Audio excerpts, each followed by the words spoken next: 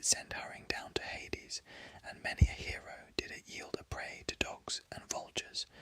For so were the counsels of Jove fulfilled from the day on which the son of Atreus, king of men, and great Achilles first fell out with one another.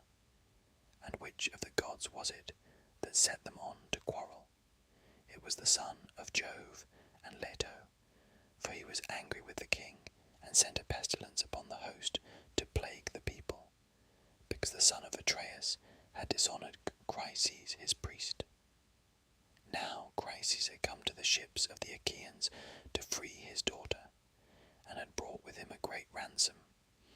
Moreover, he bore in his hand the sceptre of Apollo, wreathed with a suppliant's wreath, and he besought the Achaeans, but most of all the two sons of Atreus, who were their chiefs. Sons of Atreus, he cried, and all other Achaeans, may the gods who dwell in Olympus grant you to sack the city of Priam, and to reach your homes in safety, but free my daughter, and accept a ransom for her, in reverence to Apollo, son of Jove. On this the rest of the Achaeans with one voice were for respecting the priest and taking the ransom that he offered, but not so Agamemnon, who spoke fiercely to him, and sent him roughly away. Old man, said he, let me not find you tarrying about our ships, nor yet coming hereafter. Your sceptre of the god and your wreath shall profit you nothing. I will not free her. She shall grow old in my house, at Argos, far from her own home, busying herself with her loom and visiting my couch. So go, and do not provoke me, or it shall be the worse for you. The old man feared him and obeyed. Not a word he spoke, but went by the shore of the sounding sea, and prayed apart to King Apollo, whom lovely Leto had borne. Hear me, he cried, O god of the silver bow, that protectest Chryse and holy Scylla and rulest Tenedos with thy might. Hear me, O thou of Sminthe. If I have ever decked your temple with garlands, or burned your thigh bones in fat of bulls or goats, grant my prayer, and let your arrows avenge these my tears upon the Danans. Thus did he pray, and Apollo heard his prayer. He came down furious from the summits of Olympus, with his bow and his quiver upon his shoulder, and the arrows rattled on his back with the rage that trembled within him.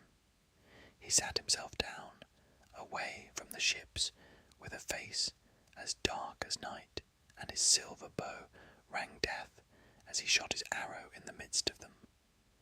First he smote their mules and their hounds, but presently he aimed his shafts at the people themselves, and all day long the pyres of the dead were burning. For 9 whole days he shot his arrows among the people, but upon the 10th day Achilles called them in assembly, moved thereto by Juno, who saw the Achaeans in their death throes, and had compassion upon them. Then, when they were got together, he rose and spoke among them. Son of Atreus, said he, I deem that we should now turn roving home, if we would escape destruction, for we are being cut down by war and pestilence at once. Let us ask some priest or prophet, or some reader of dreams, for dreams too are of Jove, who can tell us why Phoebus Apollo is so angry, and say whether it is for some vow that we have broken, or hecatomb that we have not offered, and whether he will accept the savour of lambs and goats without blemish, so as to take away the plague from us. With these words he sat down, and Calchas, son of Thestor, wisest of augurs, who knew things past, present, and to come, rose to speak. He it was who had guided the Achaeans with their fleet to Iliad through the prophesyings with which Phoebus Apollo had inspired him. With all sincerity and goodwill he addressed them thus: Achilles, loved of heaven, you bid me tell you about the anger of King Apollo. I will therefore do so, but consider first, and swear that you will stand by me heartily in word and deed, for I know that I shall offend one who rules the Argives with might, to whom all in subjection. A plain man cannot stand against the anger of a king, who if he swallow his displeasure now, will yet nurse revenge till he has wreaked it. Consider, therefore, whether or no you will protect me. And Achilles answered, Fear not, but speak as it is borne in upon you from heaven. For by Apollo, Calchas, to whom you pray, and whose oracles you reveal to us, not a Danaan at our ships shall lay his hand upon you, while I yet live to look upon the face of the earth. No, not though you name Agamemnon himself, who is by far the foremost of the Achaeans.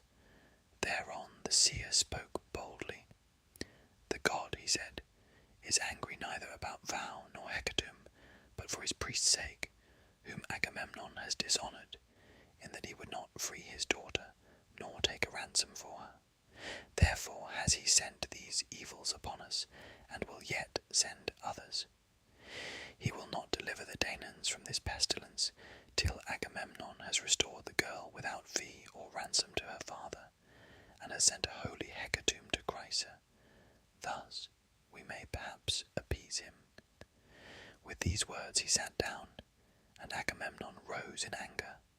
His heart was black with rage, and his eyes flashed fire, as he scowled on Calchas and said, Seer of evil, you never yet prophesied smooth things concerning me, but have ever loved to foretell that which was evil. You have brought me neither comfort nor performance, and now you come seeing among Danaans, and saying that Apollo has plagued us, because I would not take a ransom for this girl, the daughter of Chryses. I have set my heart on keeping her in my own house, for I love her better even than my own wife, Clytemnestra, whose peer she is alike in form and feature, in understanding and accomplishments. Still I will give her up if I must, for I would have the people live, not die. But you must find me a prize instead, or I alone among the Argives shall be without one. This is not well, for you behold all of you that my prize is to go elsewhither. And Achilles answered, Most noble son of Atreus, covetous beyond all mankind, how shall the Achaeans find you another prize? We have no common store from which to take one. Those we took from the cities have been awarded. We cannot disallow the awards that have been made already. Give this girl, therefore, to the god, and if ever Jove grants us to sack the city of Troy, we will requite you 3 and 4-fold. Then Agamemnon said, Achilles, valiant though you be, you shall not thus outwit me. You shall not overreach, and you shall not persuade me. Are you to keep your own prize while I sit tamely under my loss, and give up the girl at your bidding? Let the Achaeans find me a prize in fair exchange to my liking, or I will come and take your own, or that of Ajax or of Ulysses, and he to whomsoever I may come shall rue my coming. But of this we will take thought hereafter. For the present let us draw a ship into the sea, and find a crew for her expressly. Let us put a hecatomb on board, and let us send Chryseis also. Further, let some chief man among us be in command, either Ajax or Idomeneus, or yourself, son of Peleus, mighty warrior that you are, that we may offer sacrifice and appease the anger of the god. Achilles scowled at him and answered, You are steeped in insolence and lust of gain. With what heart can any of the Achaeans do your bidding, either on foray or in open fighting? I came not warring here for any ill the Trojans had done me. I have no quarrel with them. They have not raided my cattle nor my horses, nor cut down my harvests on the rich plains of Phthia. For between me and them there is a great space, both mountain and sounding sea. We have followed you, Sir Insolence, for your pleasure, not ours, to gain satisfaction from the Trojans for your shameless self, and for Menelaus. You forget this, and threaten to rob me of the prize for which I have toiled, and which the sons of the Achaeans have given me. Never, when the Achaeans sack any rich city of the Trojans, do I receive so good a prize as you do, though it is my hands that do the better part of the fighting. When the sharing comes, your share is far the largest, and I, forsooth, must go back to my ships, take what I can get, and be thankful, when my labour of fighting is done. Now, therefore, I shall go back to Phthia. It will be much better for me to return home with my ships, for I will not stay here dishonoured to gather gold and substance for you. And Agamemnon answered, Fly, if you will. I shall make you no prayers to stay you. I have others here who will do me honour, and above all Jove, the Lord of counsel. There is no king here so hateful to me as you are, for you are ever quarrelsome and ill-affected. What though you be brave? Was it not heaven that made you so? Go home then, with your ships and comrades, to lord it over the Myrmidons. I care neither for you nor for your anger. And thus will I do, since Phoebus Apollo is taking Chryseis from me. I shall send her with my ship and my followers, but I shall come to your tent and take your own prize Briseis, that you may learn how much stronger I am than you are, and that another may fear to set himself up as equal or comparable with me. The son of Peleus was furious, and his heart within his shaggy breast was divided whether to draw his sword, push the others aside, and kill the son of Atreus, or to restrain himself and check his anger. While he was thus in two minds, and was drawing his mighty sword from its scabbard, Minerva came down from heaven, for Juno had sent her in, the love she bore to them both, and seized the son of Peleus by his yellow hair, visible to him alone, for of the others no man could see her. Achilles turned in amaze, and by the fire that flashed from her eyes, at once knew that she was Minerva. Why are you here, said he, daughter of Aegis-bearing Jove, to see the bride of Agamemnon, son of Atreus? Let me tell you, and it shall surely be, he shall pay for this insolence with his life. And Minerva said, I come from heaven, if you will hear me, to bid you stay your anger. Juno has sent me, who cares for both of you alike. Cease then this brawling, and do not draw your sword. Rail at him if you will, and your railing will not be vain, for I tell you, and it shall surely be, that you shall hereafter receive gifts 3 times as splendid by reason of this present insult. Hold, therefore, and obey. Goddess, answered Achilles, however angry a man may be, he must do as you do command him. This will be best, for the gods ever hear the prayers of him who has obeyed them. He stayed his hand on the silver hilt of his sword, and thrust it back into the scabbard, as Minerva bade him. Then she went back to Olympus among the other gods, and to the house of Aegis-bearing Jove. But the son of Peleus again began railing at the son of Atreus, for he was still in a rage. Wine bibber, he cried, with the face of a dog and the heart of a hind. You never dare to go out with a host in fight, nor yet with our chosen men in ambuscade. You shun this as you do death itself. You had rather go round and rob his prizes from any man who contradicts you. You devour your people, for you are king over a feeble folk. Otherwise, son of Atreus, henceforward you would insult no man. Therefore I say, and swear it with a great oath, nay, by this my sceptre, which shall sprout neither leaf, nor shoot, nor bud, anew from the day on which it left its parent stem upon the mountains. For the axe stripped it of leaf and bark, and now the sons of the Achaeans bear it as judges and guardians of the decrees of heaven. So surely and solemnly do I swear that hereafter they shall look fondly for Achilles, and shall not find him.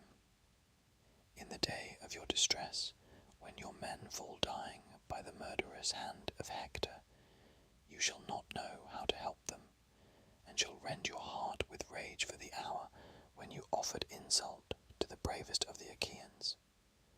With this, the son of Peleus dashed his gold-bestudded sceptre on the ground and took his seat, while the son of Atreus was beginning fiercely from his place upon the other side. Then uprose smooth-tongued Nestor, the vassal speaker of the Pylians, and the words fell from his lips sweeter than honey. 2 generations of men born and bred in Pylos had passed away under his rule, and he was now reigning over the third. With all sincerity and goodwill, therefore, he addressed them thus. Of a truth, he said, a great sorrow has befallen the Achaean land. Surely Priam with his sons would rejoice, and the Trojans be glad at heart if they could hear this quarrel between you two, who are so excellent in fight and counsel. I am older than either of you, therefore be guided by me. Moreover, I have been the familiar friend of men even greater than you are, and they did not disregard my counsels. Never again can I behold such men as Piritaus and Dryas, shepherd of his people, or as Caeneus, Exadius, godlike Polyphemus, and Theseus, son of Aegeus, peer of the immortals. These were the mightiest men ever born upon this earth. Mightiest were they, and when they fought the fiercest tribes of mountain savages, they utterly overthrew them. I came from distant Pylos, and went about among them, for they would have me come, and I fought as it was in me to do. Not a man now living could withstand them, but they heard my words and were persuaded by them. So be it also with yourselves, for this is the more excellent way. Therefore, Agamemnon, though you be strong, take not this girl away, for the sons of the Achaeans have already given her to Achilles. And you, Achilles, strive not further with the king, for no man who by the grace of Jove wields a sceptre has like honour with Agamemnon. You are strong and have a goddess for your mother, but Agamemnon is stronger than you, for he has more people under him. Son of Atreus, check your anger, I implore you. End this quarrel with Achilles, who in the day of battle is a tower of strength to the Achaeans. And Agamemnon answered, Sir, all that you have said is true, but this fellow must needs become our lord and master. He must be lord of all, king of all, and captain of all, and this shall hardly be. Granted that the gods have made him a great warrior, have they also given him the right to speak with railing? Achilles interrupted him. I should be a mean coward, he cried, were I to give in to you in all things. Order other people about, not me, for I shall obey no longer. Furthermore I say, and lay my saying to your heart, I shall fight neither you nor any man about this girl, for those that take were those also that gave.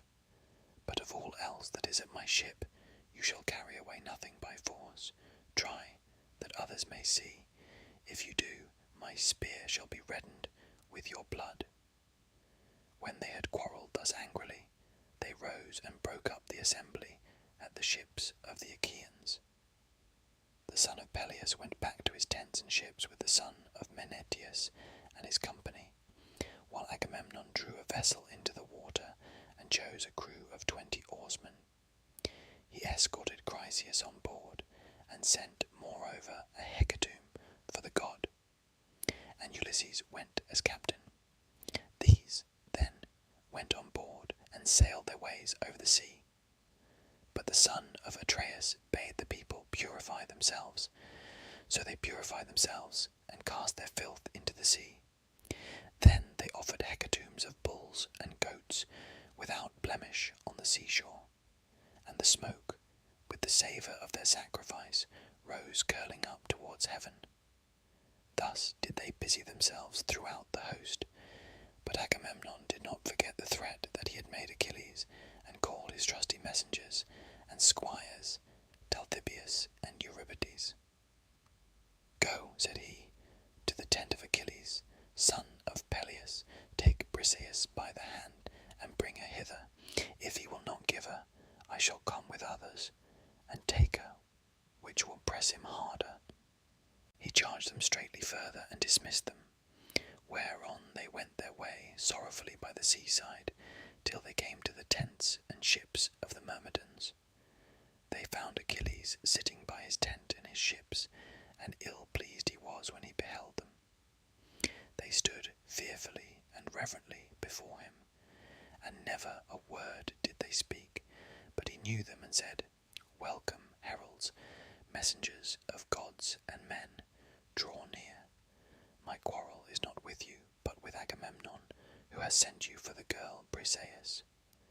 Therefore, Patroclus, bring her, and give her to them, but let them be witnesses by the blessed gods, by mortal men, and by the fierceness of Agamemnon's anger, that if ever again there be need of me to save the people from ruin, they shall seek, and they shall not find. Agamemnon is mad with rage and knows not how to look, before and after that the Achaeans may fight by their ships in safety." Patroclus did as his dear comrade had bidden him. He brought Briseis from the tent, and gave her over to the heralds, who took her with them to the ships of the Achaeans, and the woman was loth to go. Then Achilles went all alone by the side of the hoar sea, weeping and looking out upon the boundless waste of waters. He raised his hands in prayer to his immortal mother. "Mother," he cried, "you bore me doomed to live but for a little season. Surely Jove, who thunders from Olympus, might have made that little glorious. It is not so. Agamemnon, son of Atreus, has done me dishonour, and has robbed me of my prize by force." As he spoke, he wept aloud, and his mother heard him, where she was sitting in the depths of the sea, hard by the old man her father. Forthwith she rose, as it were, a grey mist out of the waves, sat down before him, as he stood weeping, caressed him with her hand, and said, "My son, why are you weeping? What is it that grieves you? Keep it not from me, but tell me that we may know it together." Achilles drew a deep sigh and said, "You know it. Why tell you what you know well already? We went to Thebe, the strong city of Eetion, sacked it, and brought hither the spoil. The sons of the Achaeans shared it duly among themselves, and chose lovely Chryseis as the meed of Agamemnon. But Chryses, priest of Apollo, came to the ships of the Achaeans to free his daughter, and brought with him a great ransom.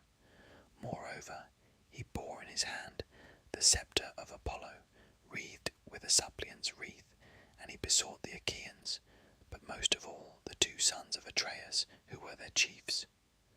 On this the rest of the Achaeans with one voice were for respecting the priest, and taking the ransom that he offered.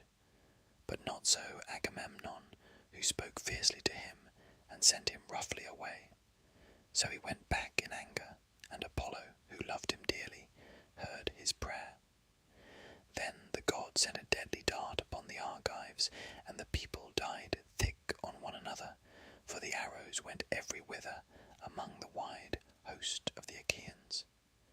At last a seer, in the fullness of his knowledge, declared to us the oracles of Apollo, and I was myself first to say that we should appease him, whereon the son of Atreus rose in anger, and threatened that which he has since done.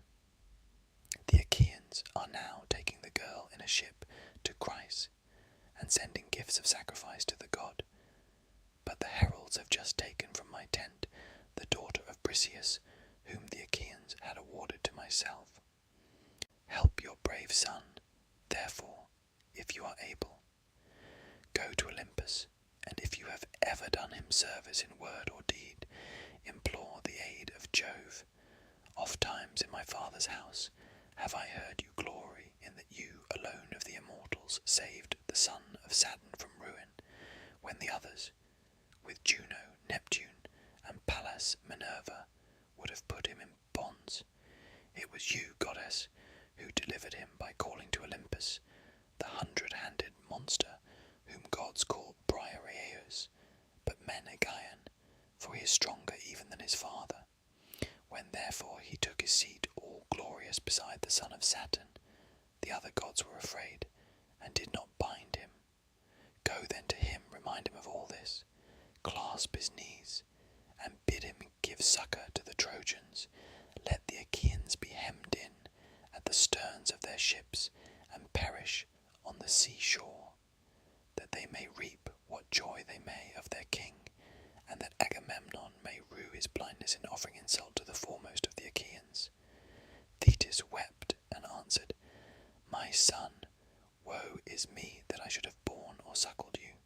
Would indeed that you had lived your span free from all sorrow at your ships, for it is all too brief. Alas, that you should be at once short of life, and long of sorrow above your peers. Woe, therefore, was the hour in which I bore you. Nevertheless, I will go to the snowy heights of Olympus, and tell this tale to Jove, if he will hear our prayer. Meanwhile, stay where you are with your ships, nurse your anger against the Achaeans, and hold aloof from fight.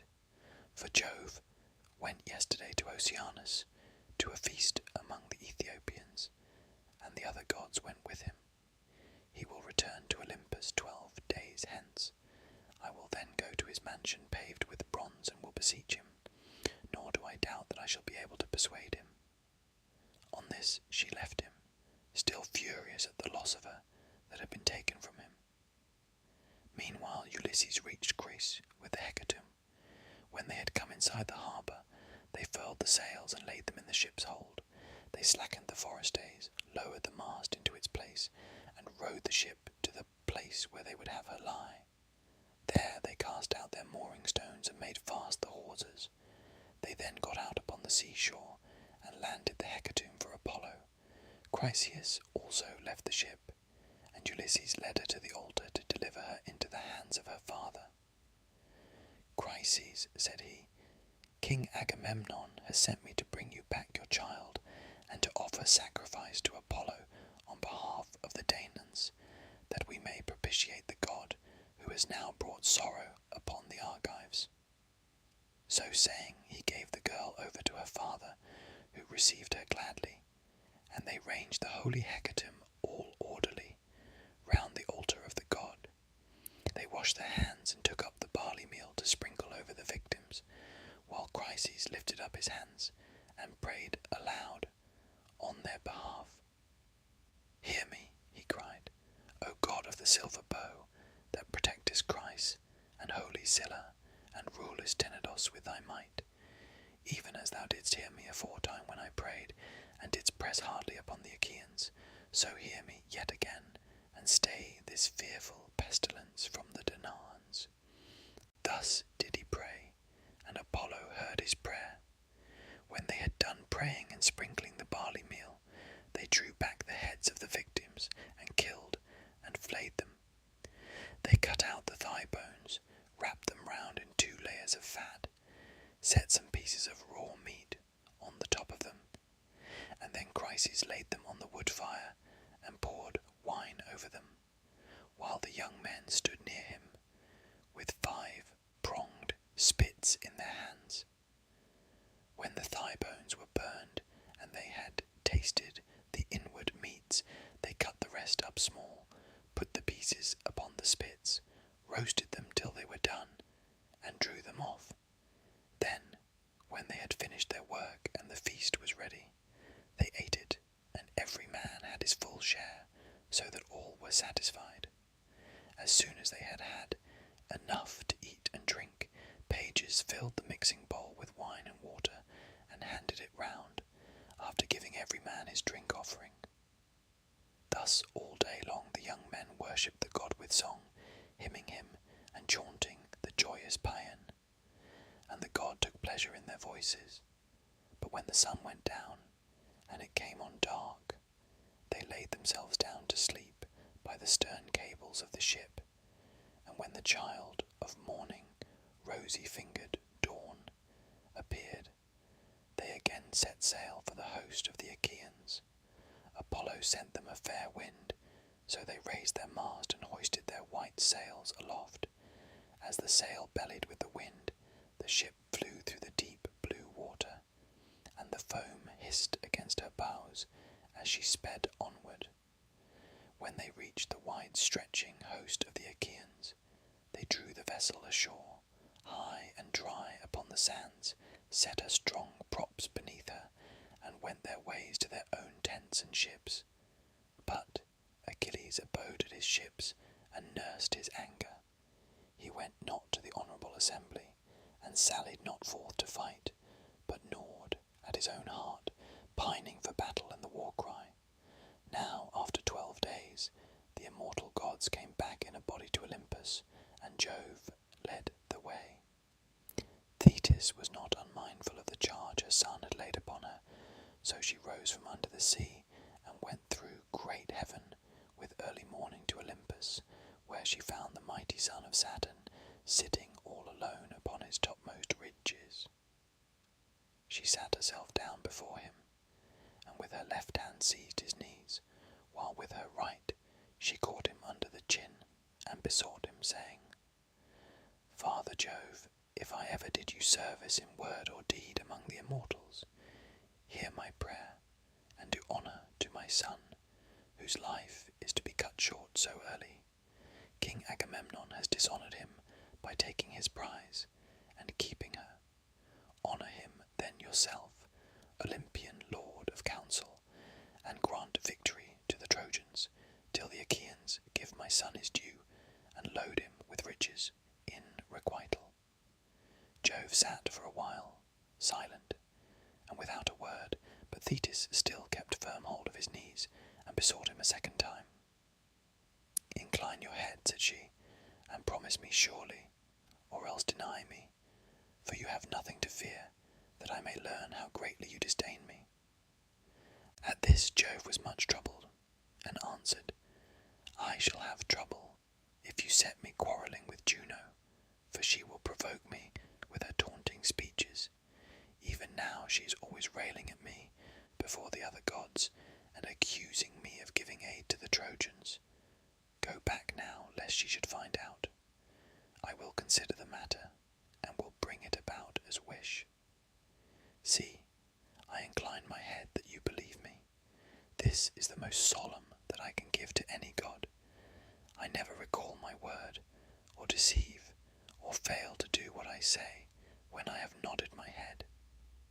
As he spoke, the son of Saturn bowed his dark brows, and the ambrosial locks swayed on his immortal head, till vast Olympus reeled.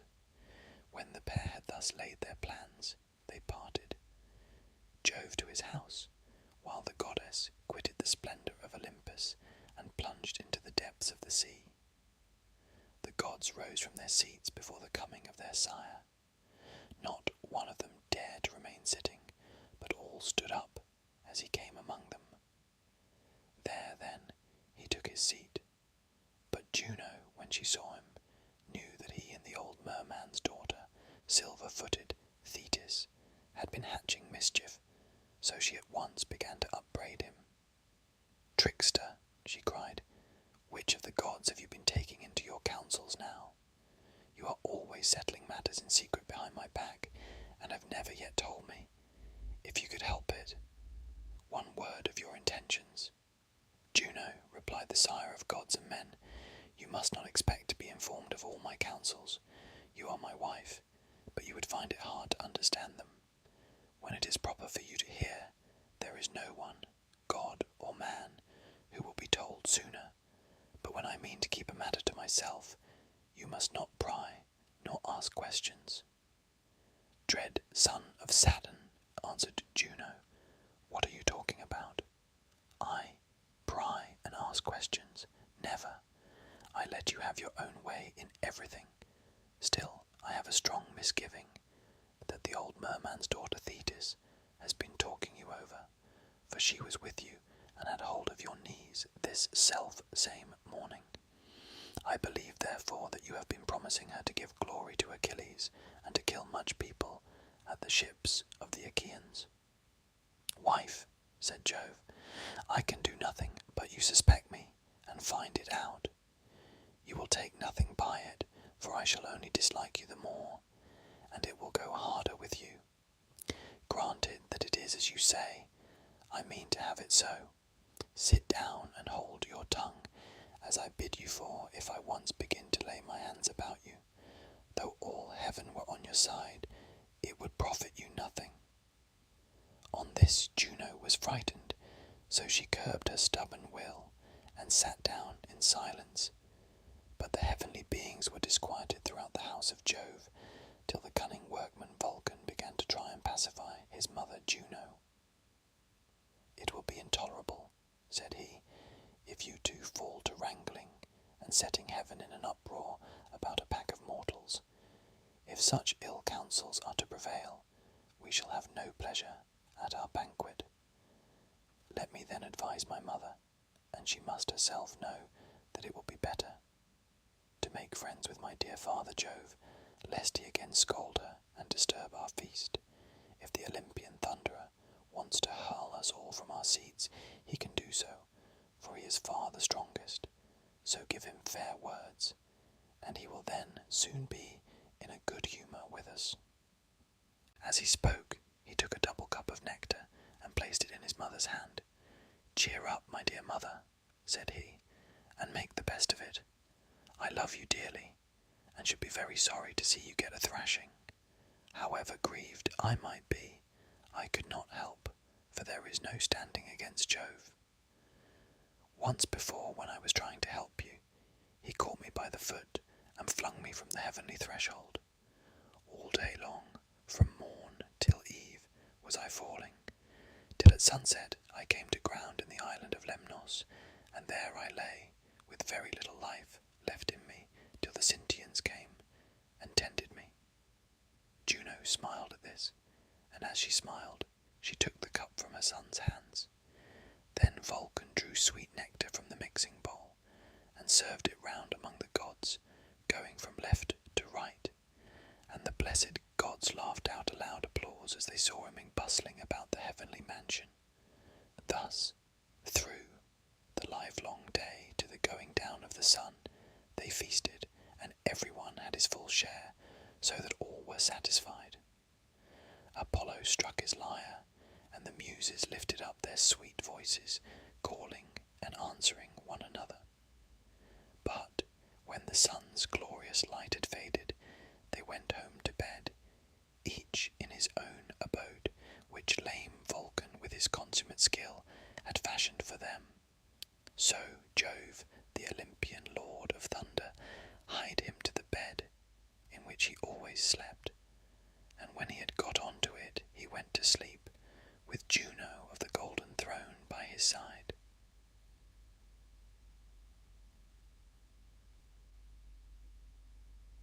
Book.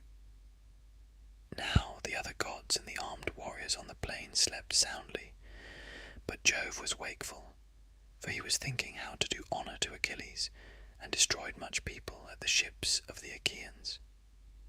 In the end he deemed it would be best to send a lying dream to King Agamemnon, so he called one to him, and said to it, Lying dream, go to the ships of the Achaeans, into the tent of Agamemnon, and say to him, word to word as I now bid you, tell him to get the Achaeans instantly under arms, for he shall take Troy. There are no longer divided counsels among the gods. Juno has brought them to her own mind, and woe betides the Trojans. The dream went when it had heard its message, and soon reached the ships of the Achaeans.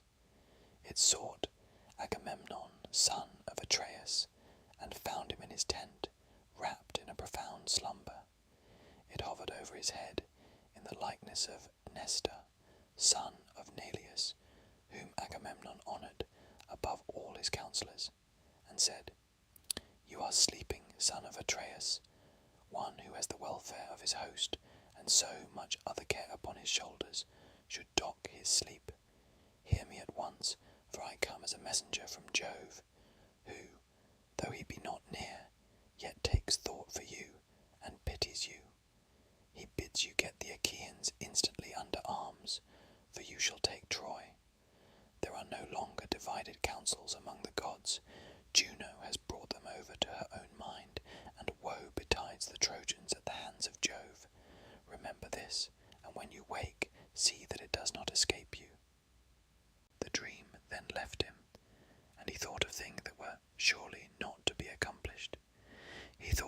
same day he was to take the city of Priam, but he little knew what was in the mind of Jove, who had many another hard-fought fight in store alike for Danaans and Trojans. Then presently he woke, with the divine message still ringing in his ears, so he sat upright and put on his soft shirt, so fair and new, and over this his heavy cloak. He bound his sandals onto his comely feet, and slung his silver-studded sword about his shoulders. Then he took the imperishable staff of his father, and sallied forth to the ships of the Achaeans. The goddess Dawn now wended her way to vast Olympus, that she might herald day to Jove and to the other immortals. And Agamemnon sent the criers round to call the people in assembly. So they called them, and the people gathered thereon. But first he summoned a meeting of the elders at the ship of Nestor, king of Pylos, and when they were assembled, he laid a cunning counsel before them. "My friends," said he, "I have had a dream from heaven in the dead of night, and its face and figure resembled none but Nestor's. It hovered over my head and said, 'You are sleeping, son of Atreus. One who has the welfare of his host, and so much other care upon his shoulders, should dock his sleep. Hear me at once, for I am a messenger from Jove, who, though he be not near, yet takes thought for you and pities you. He bids you get the Achaeans instantly under arms, for you shall take Troy. There are no longer divided counsels among the gods. Juno has brought them over to her own mind, and woe betides the Trojans at the hands of Jove. Remember this.' The dream then vanished, and I awoke. Let us now, therefore, arm the sons of the Achaeans, but it will be well that I should first sound them, and to this end I will tell them to fly with their ships, but do you others go about among the host and prevent their doing so." He then sat down, and Nestor, the prince of Pylos, with all sincerity and goodwill, addressed them thus. "My friends," said he, "princes and counsellors of the Argives, if any other man of the Achaeans had told us of this dream, we should have declared it false, and would have had nothing to do with it. But he who has seen it is the foremost man among us. We must therefore set about getting the people under arms." With this he led the way from the assembly, and the other sceptred kings rose with him, in obedience to the word of Agamemnon. But the people pressed forward to hear. They swarmed like bees that sally from some hollow's cave, and flit in countless throng among the spring flowers, bunched in knots and clusters.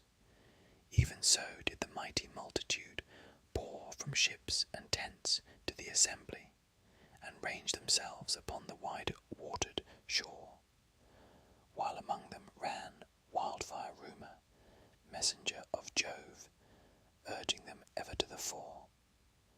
Thus they gathered in a pell-mell of mad confusion, and the earth groaned under the tramp of men as the people sought their places. 9 heralds went crying about among them to stay their tumult, and bid them listen to the kings, till at last they were got into their several places, and ceased their clamour. Then King Agamemnon rose, holding his sceptre. This was the work of Vulcan, who gave it to Jove, the son of Saturn. Jove gave it to Mercury, slayer of Argus, guide and guardian. King Mercury gave it to Pelops, the mighty charioteer, and Pelops to Atreus, shepherd of his people. Atreus, when he died, left it to Thyestes, rich in flocks, and Thyestes in his turn left it to be borne by Agamemnon, that he might be lord of all Argos and of the isles. Leaning then on his sceptre, he addressed the Argives. "My friends," he said, "heroes, servants of Mars, the hand of heaven has been laid heavily upon me. Cruel Jove gave me his solemn promise that I should sack the city of Priam before returning, but he has played me false, and is now bidding me go ingloriously back to Argos with the loss of much people. Such is the will of Jove, who has laid many a proud city in the dust, as he will yet lay others, for his power is above all. It will be a sorry tale hereafter that an Achaean host, at once so great and valiant, battled in vain against men fewer in number than themselves, but as yet the end is not in sight. Think that the Achaeans and Trojans have sworn to a solemn covenant, and that they have each been numbered, the Trojans by the roll of their householders, and we by companies of 10. Think further that each of our companies desire to have a Trojan householder to pour out their wine. We are so greatly more in number that full many a company would have to go without his cupbearer, but they have in the town allies from other places, and it is these that hinder me from being able to sack the rich city of Iliad. 9 of Jove years are gone. The timbers of our ships have rotted. Their tackling is sound no longer. Our wives and little ones at home look anxiously for our coming, but the work that we came hither to do has not been done. Now, therefore, let us all do as I say. Let us sail back to our own land, for we shall not take Troy. With these words he moved the hearts of the multitude, so many of them as knew not the cunning counsel of Agamemnon. They surged to and fro like the waves of the Icarian sea, when the east and south winds break from heaven's clouds to lash them, or as when the west wind sweeps over a field of corn, and the ears bow beneath the blast. Even so were they swayed, as they flew with loud cries towards the ships, and the dust from under their feet rose heavenward. They cheered each other on to draw the ships into the sea. They cleared the channels in front of them. They began taking away the stays from underneath them, and the welkin rang with their glad cries, so eager were they to return. Then surely the Argives would have returned, after a fashion that was not fated. But Juno said to Minerva, Alas, daughter of aegis-bearing Jove, unweariable shall the Argives fly home to their own land over the broad sea, and leave Priam and the Trojans the glory of still keeping Helen, for whose sake so many of the Achaeans have died at Troy, far from their homes. Go about at once among the host, and speak fairly to them, man by man, that they draw not the ships into the sea. Minerva was not slack to do her bidding. Down she darted from the topmost summits of Olympus, and in a moment she was at the ships of the Achaeans. There she found Ulysses, peer of Jove in council, standing alone. He had not as yet laid a hand upon his ship, for he was grieved and sorry. So she went close up to him, and said, Ulysses, noble son of Laertes, are you going to fling yourselves into your ships, and be off home to your own land in this way? Will you leave Priam and the Trojans the glory of still keeping Helen, for whose sake so many of the Achaeans have died at Troy, far from their homes? Go about at once among the host, and speak fairly to them, man by man, that they draw not their ships into the sea. Ulysses knew the voice as that of the goddess. He flung his cloak from him, and set off to run. His servant Eurybates, a man of Ithaca, who waited on him, took charge of the cloak, whereon Ulysses went straight up to Agamemnon, and received from him his ancestral, imperishable staff. With this he went about among the ships of the Achaeans. Whenever he met a king or chieftain, he stood by him and spoke him fairly. Sir, said he, this flight is cowardly and unworthy. Stand to your post, and bid your people also keep their places. You do not yet know the full mind of Agamemnon.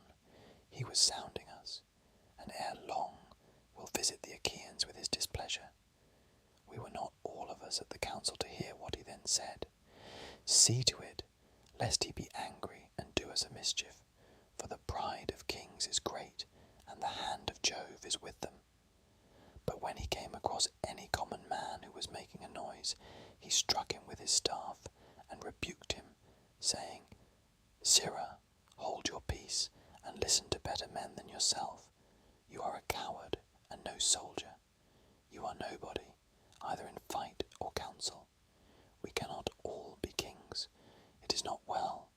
there should be many masters.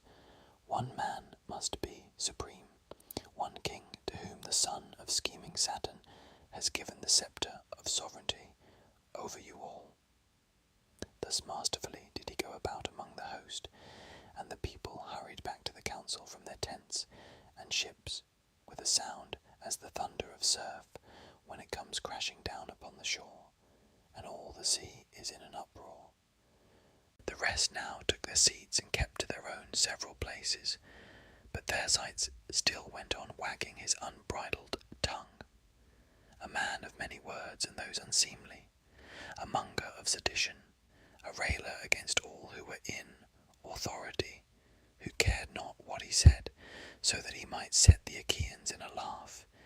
He was the ugliest man of all those that came before Troy, bandy-legged, lame of one foot, with his two shoulders rounded and hunched over his chest. His head ran up to a point, but there was little hair on the top of it. Achilles and Ulysses hated him worst of all, for it was with them that he was most wont to wrangle. Now, however, with a shrill, squeaky voice, he began heaping his abuse on Agamemnon. The Achaeans were angry and disgusted, yet none the less he kept on brawling and bawling at the son of Atreus. Agamemnon, he cried, what ails you now, and what more do you want? Your tents are filled with bronze and with fair women, for whenever we take a town, we give you the pick of them. Would you have yet more gold, which some Trojan is to give you as a ransom for his son, when I or another Achaean has taken him prisoner? Or is it some young girl to hide and lie with? It is not well that you, the ruler of the Achaeans, should bring them into such misery.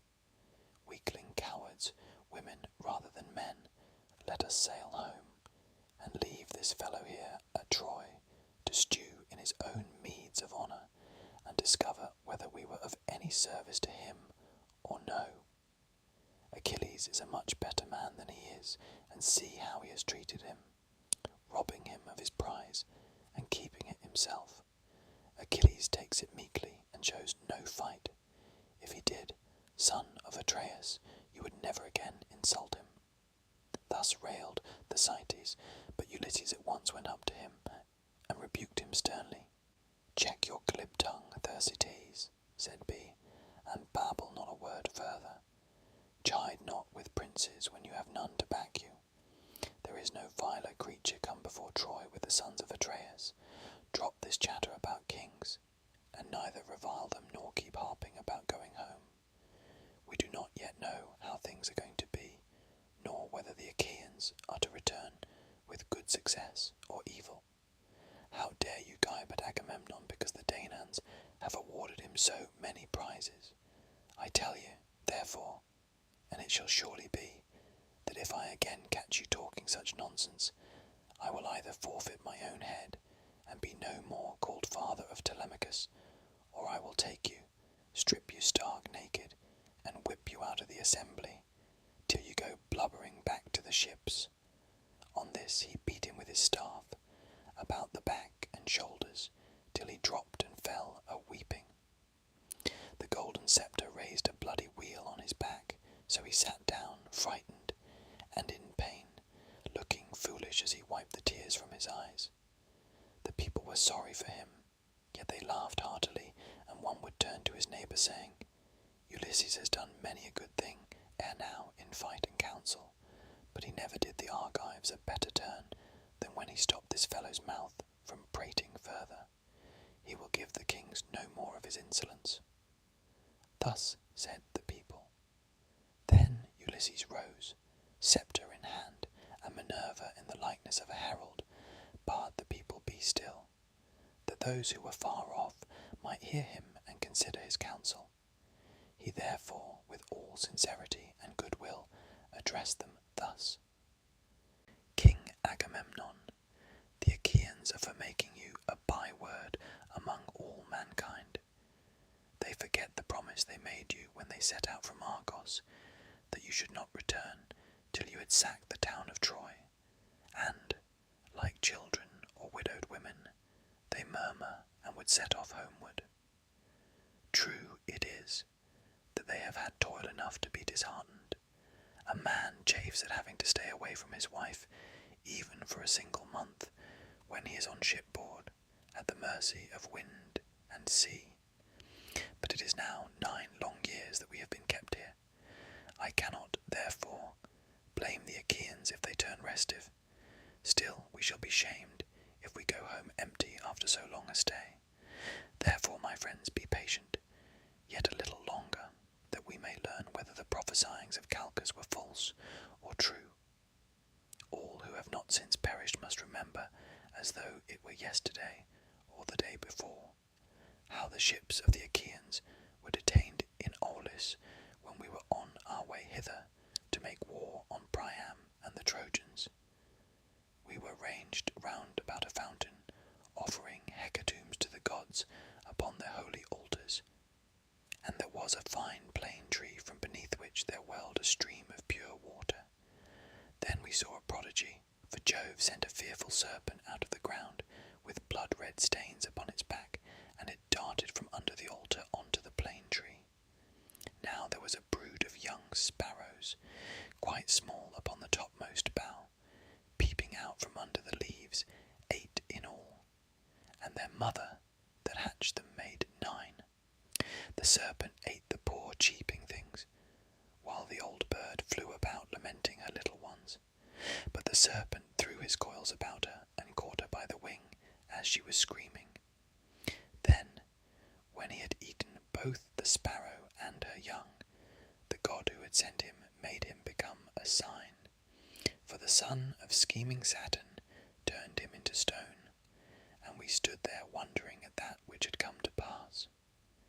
Seeing then that such a fearful portent had broken in upon our hecatombs, Calchas forthwith declared to us the oracles of heaven. Why, Achaeans, said he, are you thus speechless? Jove has sent us this sign, long in coming, and long ere it be fulfilled, though its fame shall last for ever. As the serpent ate the 8 fledglings, and the sparrow that hatched them, which makes 9, so shall we fight 9 years at Troy, but in the 10th shall take the town. This was what he said, and now it is all coming true. Stay here, therefore, all of you, till we take the city of Priam. On this the Argives raised a shout, till the ships rang again with the uproar. Nestor, knight of Gerene, then addressed them. Shame on you, he cried, to stay talking here like children, when you should fight like men. Where are our covenants now, and where the oath that we have taken? Shall our counsels be flung into the fire, with our drink offerings, and the right hands of fellowship, wherein we have put our trust? We waste our time in words, and for all our talking here shall be no further forward. Stand, therefore, son of Atreus, by your own steadfast purpose. Lead the Argives on to battle, and leave this handful of men to rot, who scheme and scheme in vain, to get back to Argos ere they have learned whether Jove be true or a liar. For the mighty son of Saturn surely promised that we should succeed when we Argives set sail to bring death and destruction upon the Trojans. He showed us favourable signs by flashing his lightning on our right hands. Therefore, let none make haste to go till he has first lain with the wife of some Trojan and avenged the toil and sorrow that he has suffered for the sake of Helen. Nevertheless, if any man is in such haste to be at home again, let him lay his hand to his ship, that he may meet his doom in the sight of all. But, O king, consider and give ear to my counsel, for the word that I say may not be neglected lightly.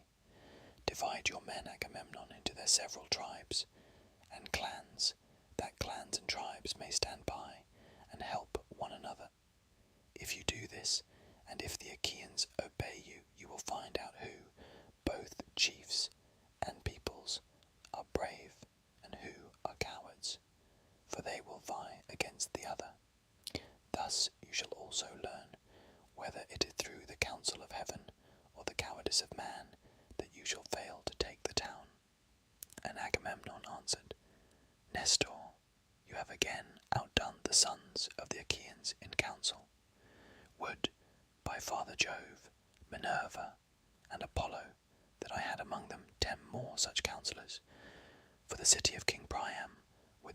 soon fall beneath our hands, and we should sack it. But the son of Saturn afflicts me with bootless wranglings and strife. Achilles and I are quarrelling about this girl, in which matter I was the first to offend.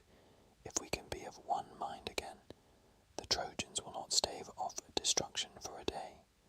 Now, therefore, get your morning meal, that our hosts join in fight.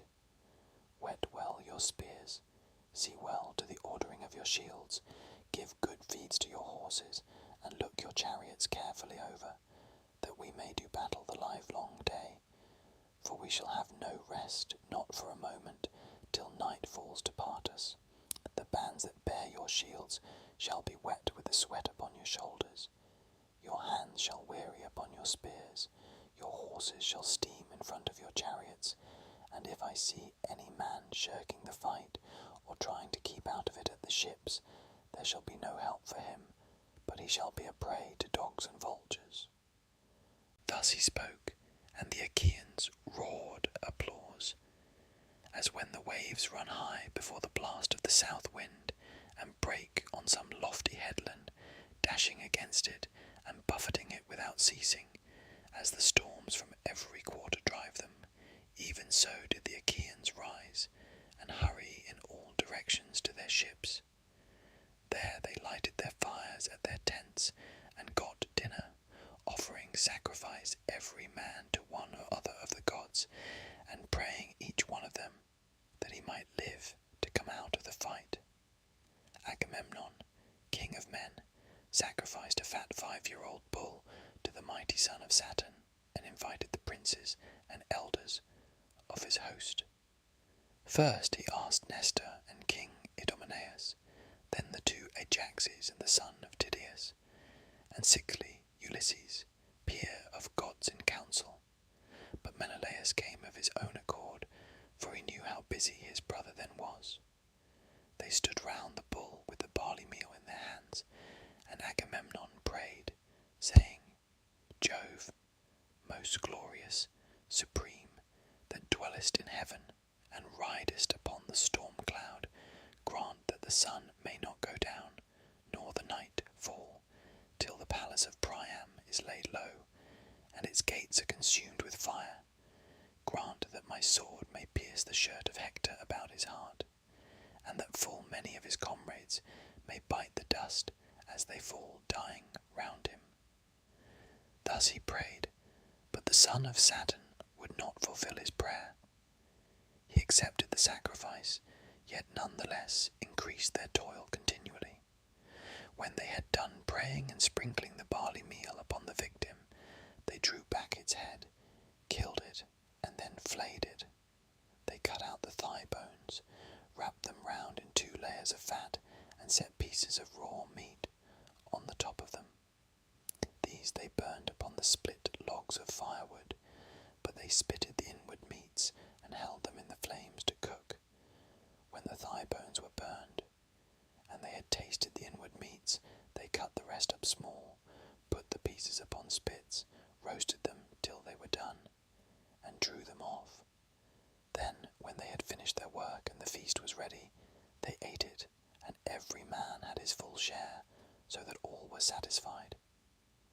As soon as they had had enough to eat and drink, Nestor, knight of Gerene, began to speak.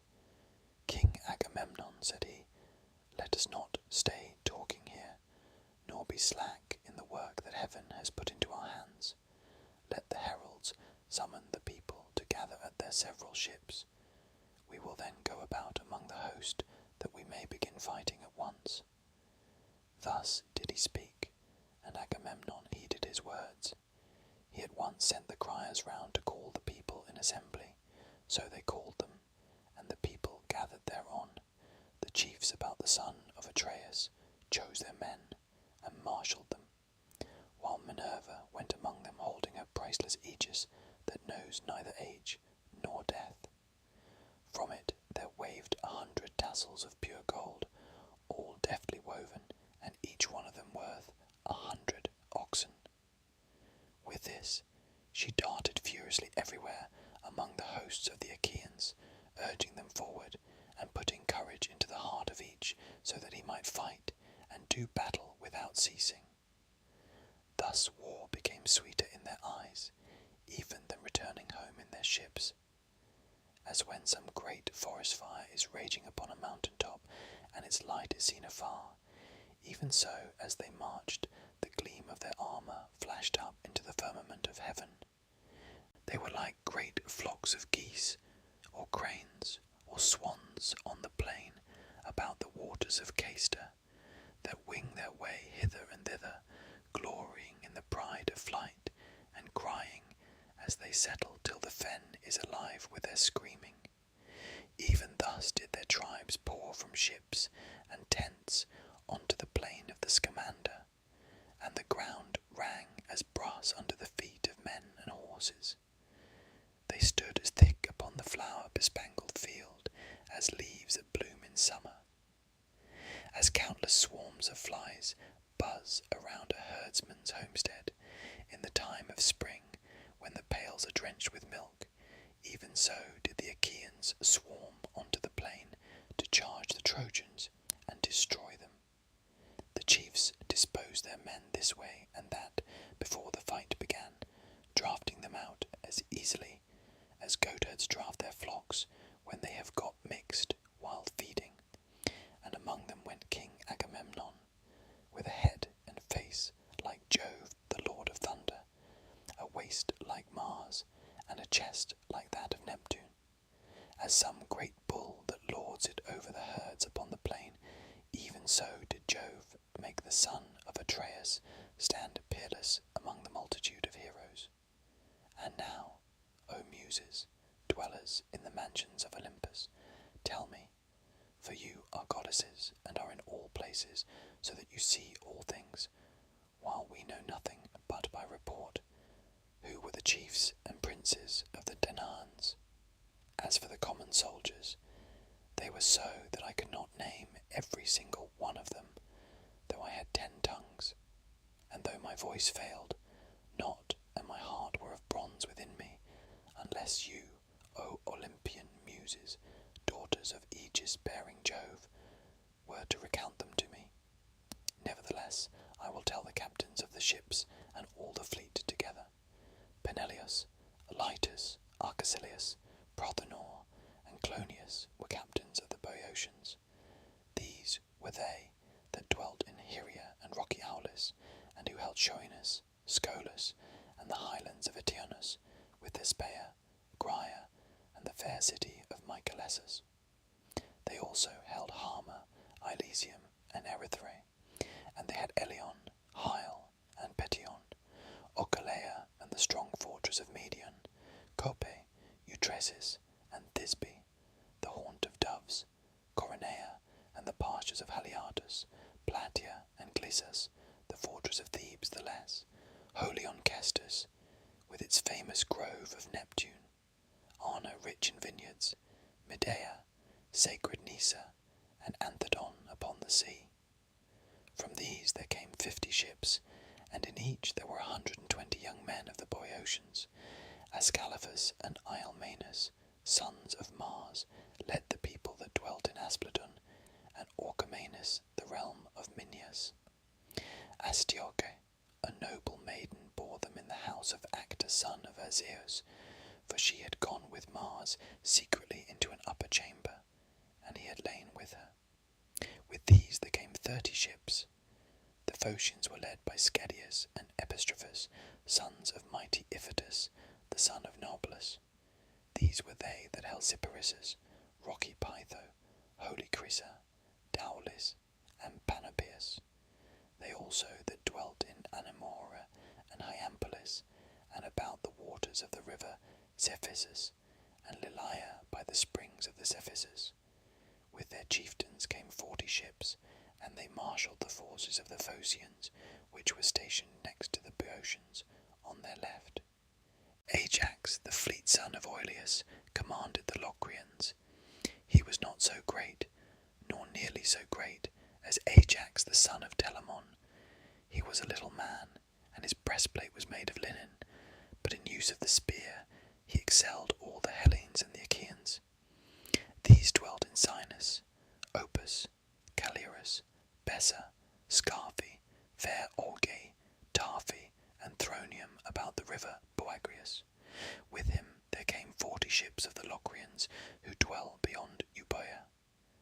fierce Abantes held Euboea with its cities, Chalcis, Eretria, Histiaea, rich in vines, Corinthus upon the sea, and the rock-perched town of Dium.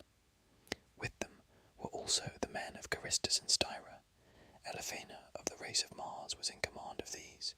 He was son of Chalcodon and chief over all the Abantes.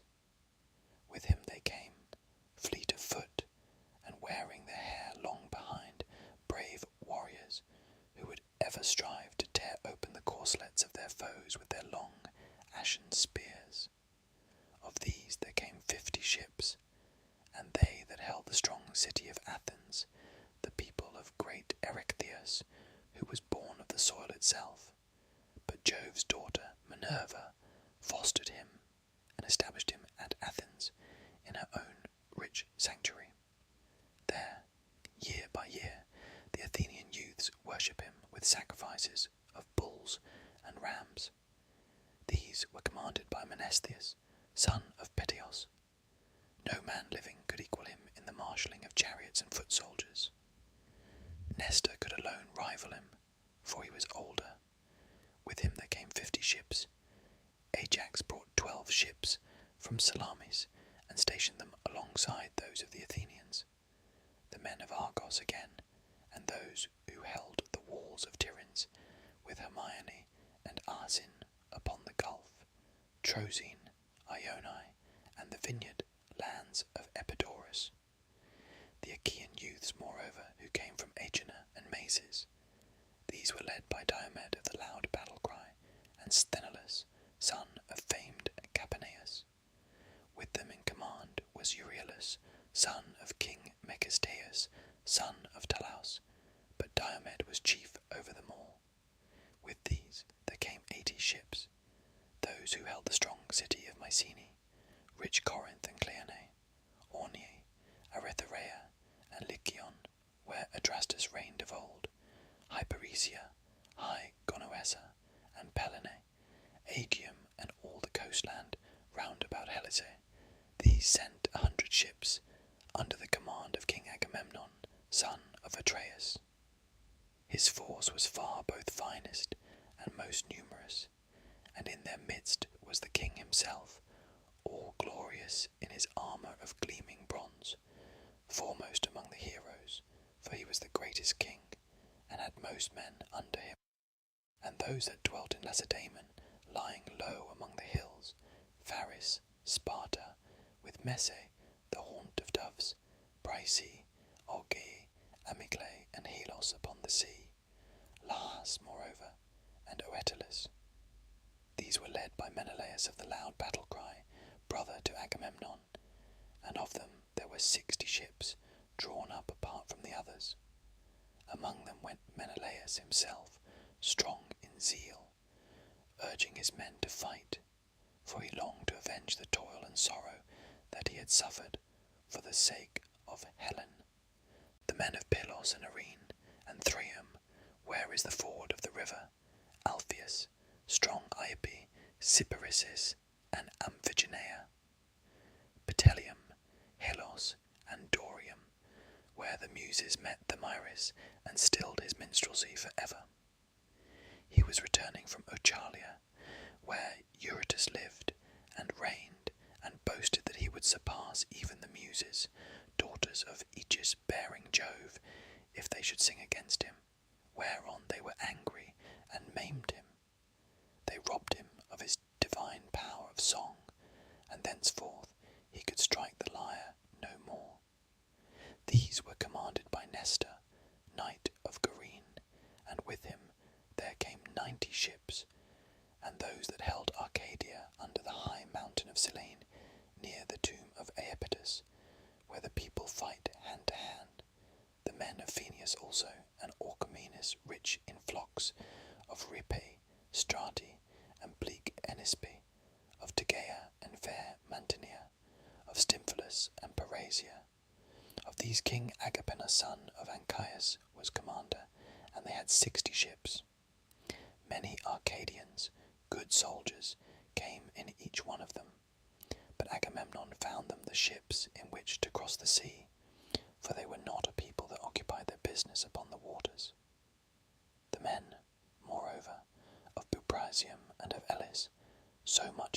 as is enclosed between Hermine, Mercinus upon the seashore, the rock Oline, and Elysium.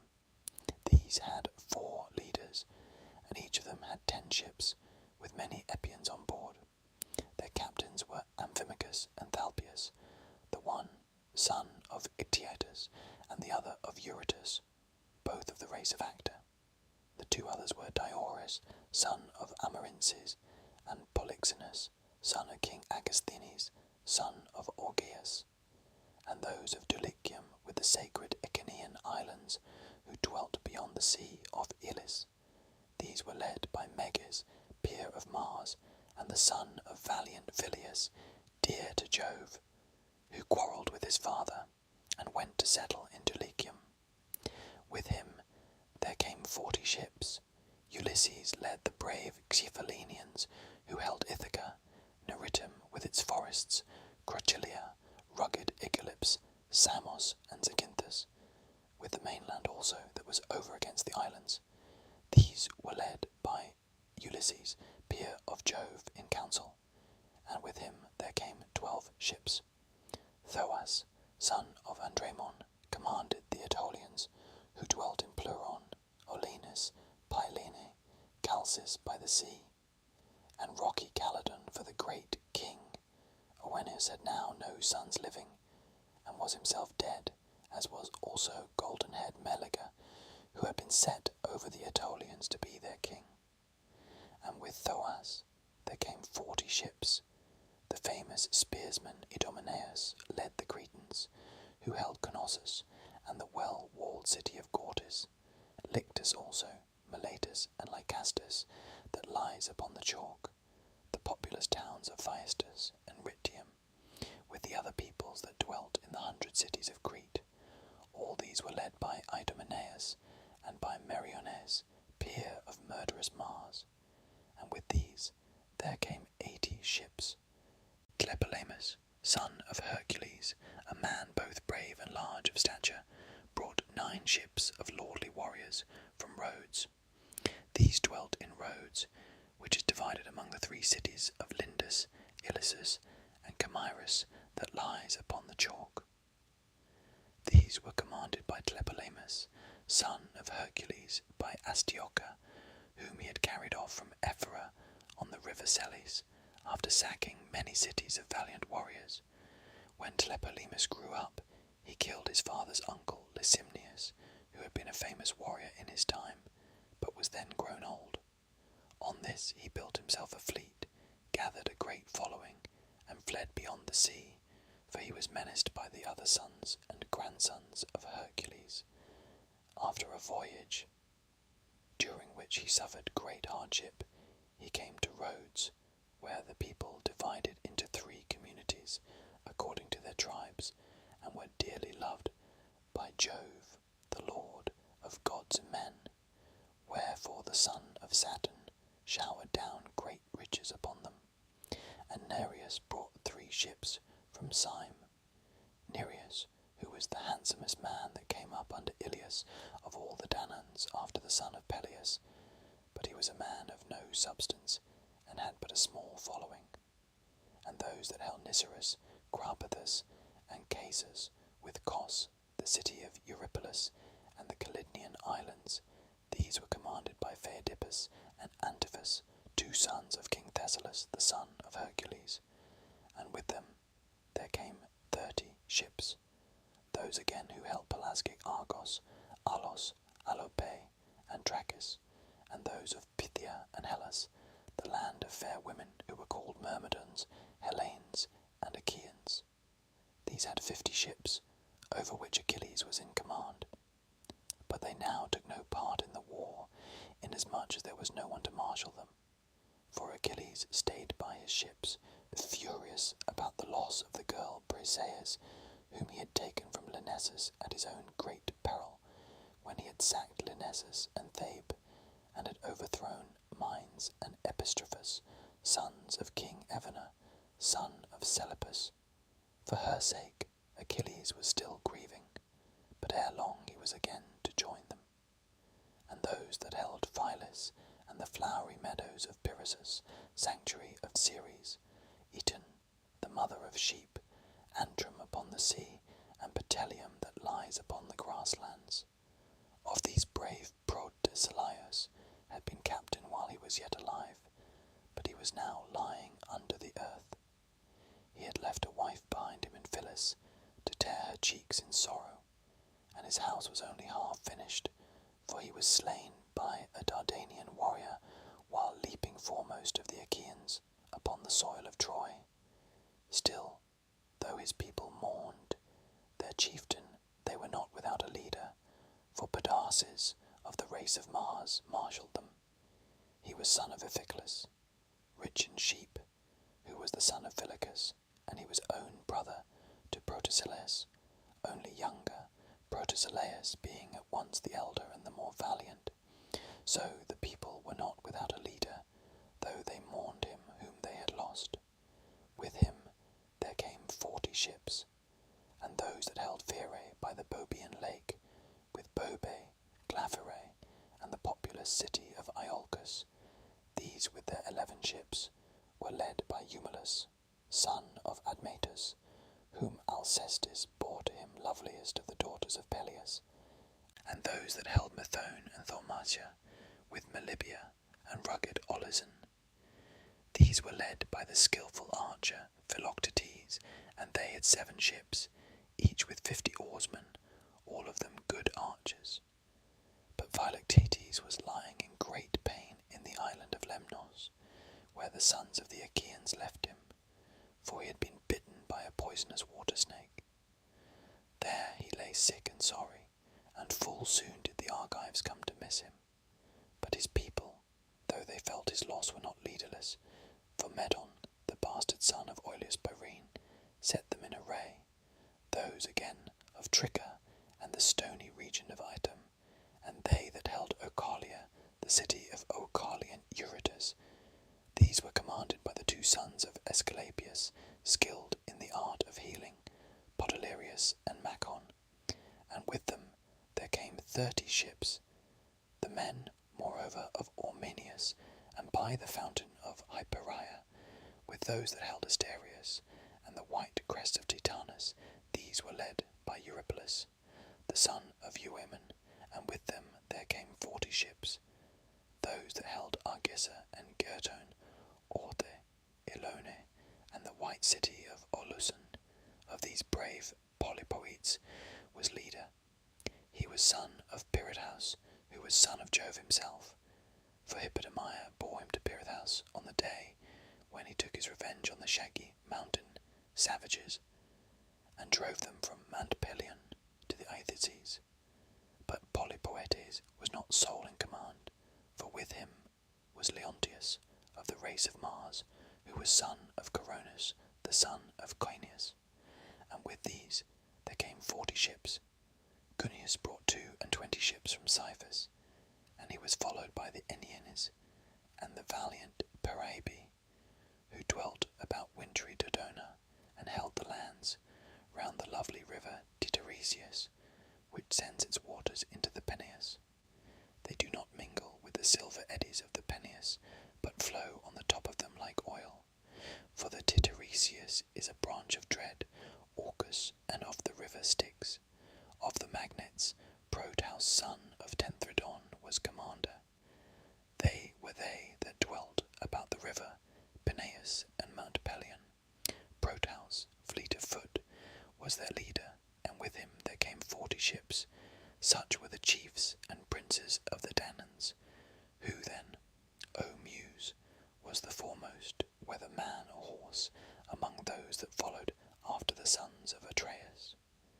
Of the horses, those of the son of Pheres were by far the finest. They were driven by Eumelus, and were as fleet as birds. They were of the same age and colour, and perfectly matched in height. Apollo of the silver bow had bred them in Perea, both of them mares, and terrible as Mars in battle. Of the men, Ajax, son of Telamon, was much the foremost, so long as Achilles' anger lasted, for Achilles excelled him greatly, and he had also better horses. But Achilles was now holding aloof at his ships by reason of his quarrel with Agamemnon, and his people passed their time upon the seashore, throwing discs or aiming with spears at a mark, and in archery. Their horses stood each by his own chariot, champing lotus and wild celery. The chariots were housed under cover, but their owners, for lack of leadership, wandered hither and thither about the host, and went not forth to fight. Thus marched the host like a consuming fire, and the earth groaned beneath them when the Lord of Thunder is angry, and lashes the land about Typhoeus among the Arimi, where they say Typhoeus lies. Even so did the earth groan beneath them as they sped over the plain. And now Iris, fleet as the wind, was sent by Jove to tell the bad news among the Trojans. They were gathered in assembly, old and young, at Priam's gates, and Iris came close up to Priam, speaking with the voice of Priam's son, Polites, who, being fleet of foot, was stationed as watchman for the Trojans on the tomb of old Achilles to look out for any sally of the Achaeans. In his likeness Iris spoke, saying, "Old man, you talk idly, as in time of peace, while war is at hand. I have been in many a battle, but never yet saw such a host as is now advancing. They are crossing the plain to attack the city, as thick as leaves, or as the sands of the sea. Hector, I charge you above all others, do as I say. There are many allies dispersed about the city of Priam, from distant places, and speaking divers tongues.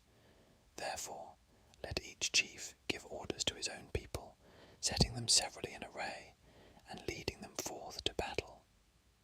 Thus she spoke, but Hector knew that it was the goddess, and at once broke up the assembly. The men flew to arms, all the gates were opened, and the people thronged through them, horse and foot, with the tramp as of a great multitude. Now there is a high mound before the city, rising by itself upon the plain. Men call it Bateia, but the gods know that it is the tomb of lithe Myrin. Here the Trojans and their allies divided their forces. Priam's son, great Hector of the gleaming helmet, commanded the Trojans, and with him were arrayed by far the greater number and most valiant of those who were longing for the fray. The Dardanians were led by brave Aeneas, whom Venus bore to Anchises, when she, goddess though she was, had lain with him upon the mountain slopes of Ida. He was not alone, for with him were the two sons of Antenor, Archilochus and Acamas, both skilled in all the arts of war. They that dwelt in Telia under the lowest spurs of Mount Ida, men of substance, who drink the limpid waters of the Aesopus, and are of Trojan blood. These were led by Pandarus, son of Lycaon, whom Apollo had taught to use the bow. They that held Adristeia and the land of Apasus, with Pityeia and the high mountain of Terea. These were led by Adrestus and Amphius, whose breastplate was of linen. These were the sons of Merops of Percote, who excelled in all kinds of divination. He told them not to take part in the war, but they gave him no heed, for fate lured them to destruction. They that dwelt about Percote and Practius, with Sestos, Abydos, and Arisbe. These were led by Asius, son of Hyrtacus, a brave commander. Asius, the son of Hyrtacus, whom his powerful dark bay steeds of the breed that comes from the river Selis had brought from Arisbe. Hippothous led the tribes of Pelasgian spearsmen, who dwelt in fertile Larissa. Hippothous and Peleus of the race of Mars, two sons of the Pelasgian Lethus, son of Teutamus. Acamas and the warrior Paris commanded the Thracians, and those that came from beyond the mighty stream of the Hellespont. Euphemus, son of Troezenus, the son of Ceos, was captain of the Ciconian spearsmen. Pyraechmes led the Paeonian archers from distant Amadon. By the broad waters of the river Axius, the fairest that flow upon the earth. The Paphlagonians were commanded by stout-hearted Palaemanes from Enete, where the mules run wild in herds. These were they that held Tityrus and the country round Sesamus, with the cities by the river Parthenius, Cromna, Achilles, and lofty Erythine. Odius and Epistrophus were captains over the Halizoni from distant Alibe, where there are mines of silver. Chromis and Enemus the augur led the Mysians, but his skill in augury availed not to save him from destruction, for he fell by the hand of the fleet descendant of Aeacus in the river, where he slew others also of the Trojans. Forces, again, and noble Ascanius led the Phrygians from the far country of Ascania, and both were eager for the fray. Mesthles and Antiphus commanded the Meonians, sons of Telemenes, born to him of the Gygaean lake. These led the Meonians, who dwelt under Mount Tmolus. Nastes led the Carians, men of a strange speech. These held Miletus and the wooded mountain of Pythias, with the water of the river Maiander and the lofty crest of Mount Michael. These were commanded by Nastes and Amphimachus, the brave sons of Nomion. He came into the fight with gold about him, like a girl. Fool that he was, his gold was of no avail to save him, for he fell in the river by the hand of the fleet descendant of Aeacus, and Achilles bore away his gold. Sarpedon and Glaucus led the Lycians from their distant land by the eddying waters of the Xanthus.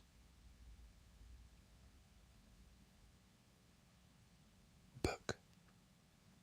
When the companies were thus arrayed, each under its own captain, the Trojans advanced as a flight of wild fowl, or cranes that scream overhead, when rain and winter drive them over the flowing waters of Oceanus to bring death and destruction on the pygmies, and they wrangle in the air as they fly.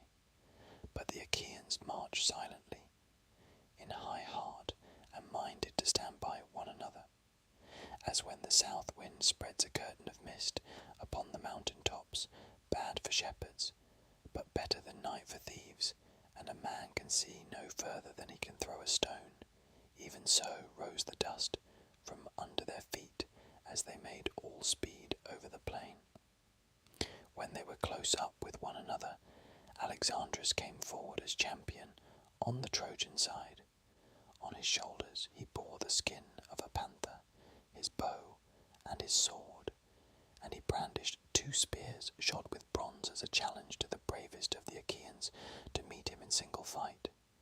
Menelaus saw him thus stride out before the ranks, and was glad as a hungry lion that lights on the carcass of some goat or horned stag, and devours it there and then, though dogs and youths set upon him.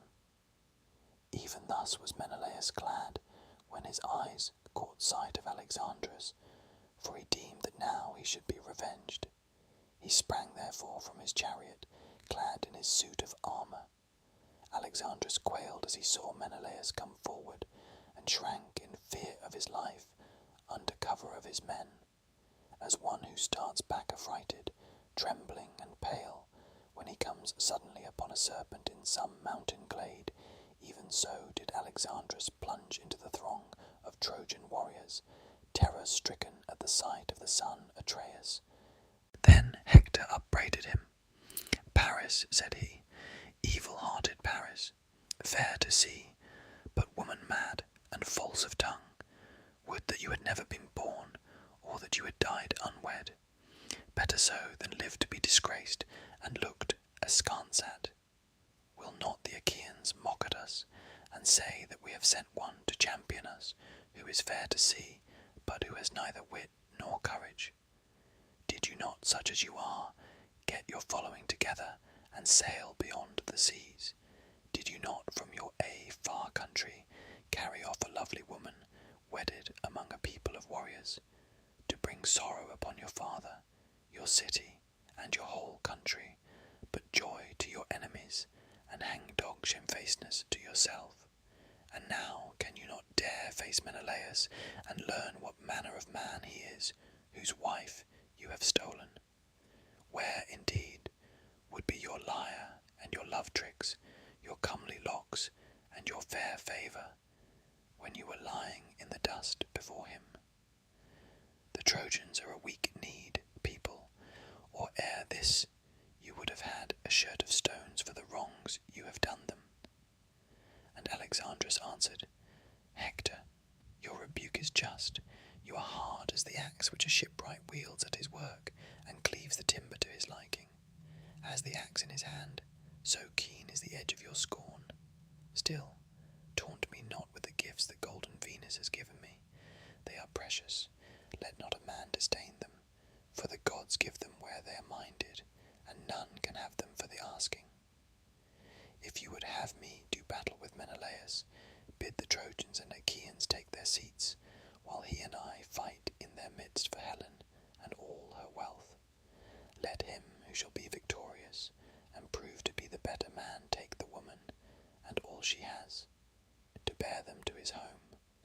But let the rest swear to a solemn covenant of peace, whereby you Trojans shall stay here in Troy, while the others go home to Argos and the land of the Achaeans. When Hector heard this, he was glad, and went about among the Trojan ranks, holding his spear by the middle to keep them back, and they all sat down at his bidding. But the Achaeans still aimed at him with stones and arrows, till Agamemnon shouted to them, saying, Hold, Argives, shoot not, sons of the Achaeans, Hector desires to speak. They ceased taking aim, and were still, whereon Hector spoke. Hear from my mouth, said he, Trojans and Achaeans, the saying of Alexandrus, through whom this quarrel has come about.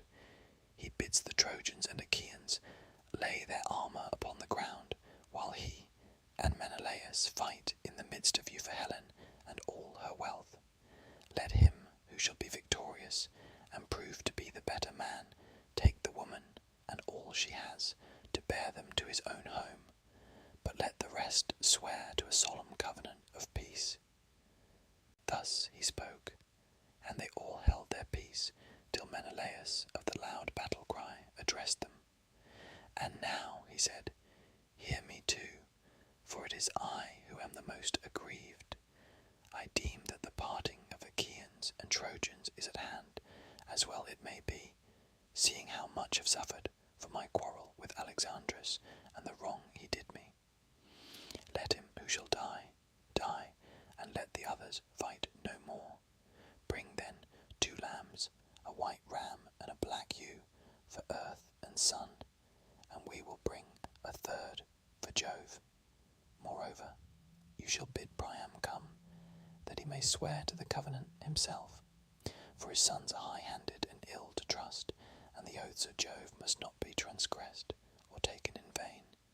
Young men's minds are light as air, but when an old man comes, he looks before and after, deeming that which shall be fairest upon both sides. The Trojans and Achaeans were glad when they heard this, for they thought that they should now have rest. They backed their chariots toward the ranks, got out of them, and put off their armour, laying it down upon the ground, and the hosts were near to one another with a little space between them. Hector sent 2 messengers to the city to bring the lambs, and to bid Priam come, while Agamemnon told Talthybius to fetch the other lamb from the ships, and he did as Agamemnon had said.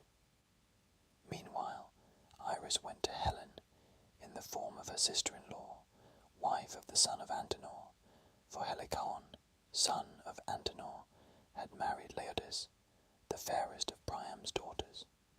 She found her in her own room, working at a great web of purple linen, on which she was embroidering the battles between Trojans and Achaeans that Mars had made them fight for her sake.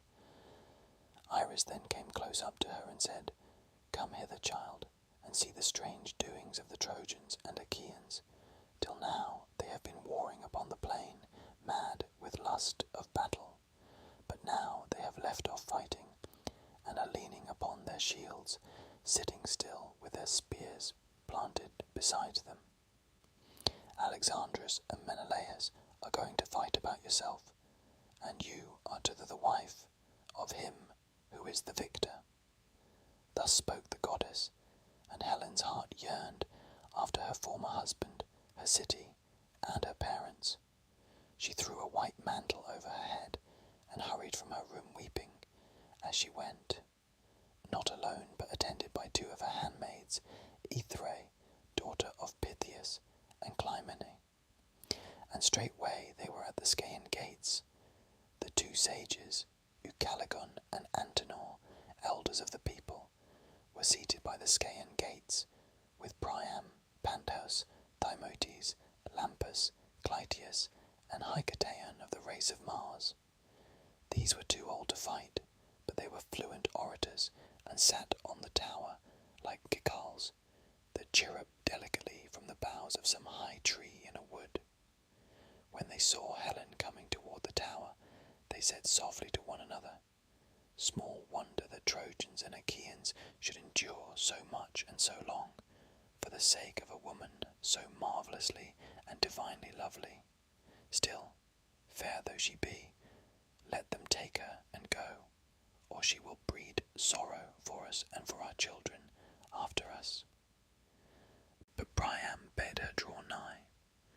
"My child," said he, "take your seat in front of me that you may see your former husband, your kinsmen and your friends. I lay no blame upon you. It is the gods, not you, who are to blame. It is they that have brought about this terrible war with the Achaeans. Tell me then, who is yonder huge hero, so great and goodly? I have seen men taller by a head, but none so comely and so royal. Surely he must be a king." "Sir," answered Helen, "father of my husband, dear and reverend in my eyes, would that I had chosen death rather than to have come here with your son, far from my bridal chamber, my friends, my darling daughter, and all the companions of my girlhood. But it was not to be, and my lot is one of tears and sorrow. As for your question, the hero of whom you ask is Agamemnon, son of Atreus, a good king and a brave soldier, brother-in-law as surely as that he lives, to my abhorred and miserable self." The old man marvelled at him and said, "Happy son of Atreus, child of good fortune, I see that the Achaeans are subject to you in great multitudes. When I was in Phrygia I saw much horsemen, the people of Atreus and of Mygdon, who were camping upon the banks of the river Sangarius. I was their ally, and with them, when the Amazons, peers of men, came up against them, but even they were not so many as the Achaeans." The old man next looked upon Ulysses. "Tell me," he said, "who is that other, shorter by a head than Agamemnon, but broader across the chest and shoulders? His armour is laid upon the ground, and he stalks in front of the ranks, as it were some great woolly ram ordering his ewes." And Helen answered, "He is Ulysses, a man of great craft, son of Laertes. He was born in rugged Ithaca, and excels in all manner of stratagems and subtle cunning."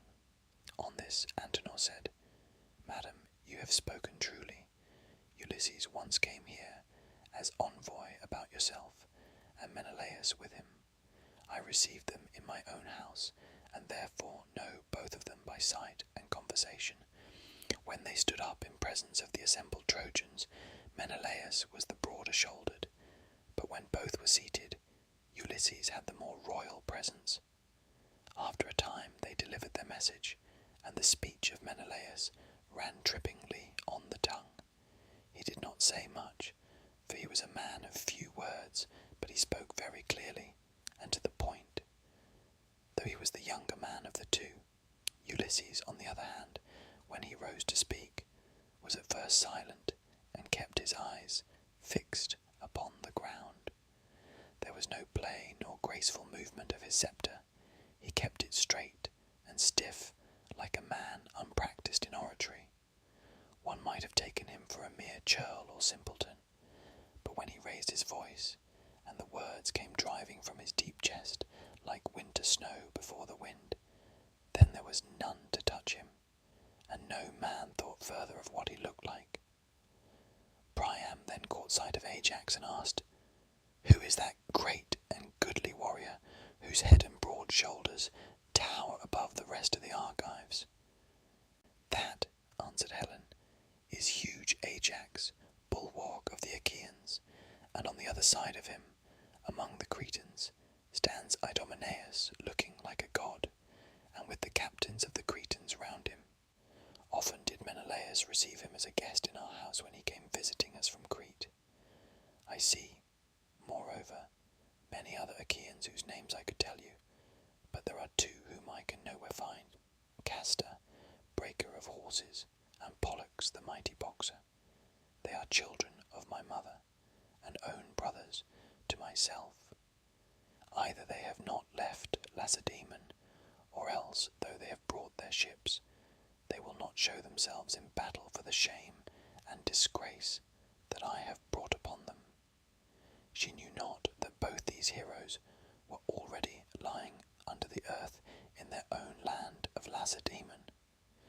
Meanwhile the heralds were bringing the holy oath offerings through the city, 2 lambs and a goat skin of wine, the gift of earth.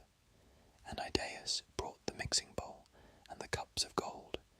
He went up to Priam and said, "Son of Laomedon, the princes of the Trojans and Achaeans bid you come down onto the plain and swear to a solemn covenant.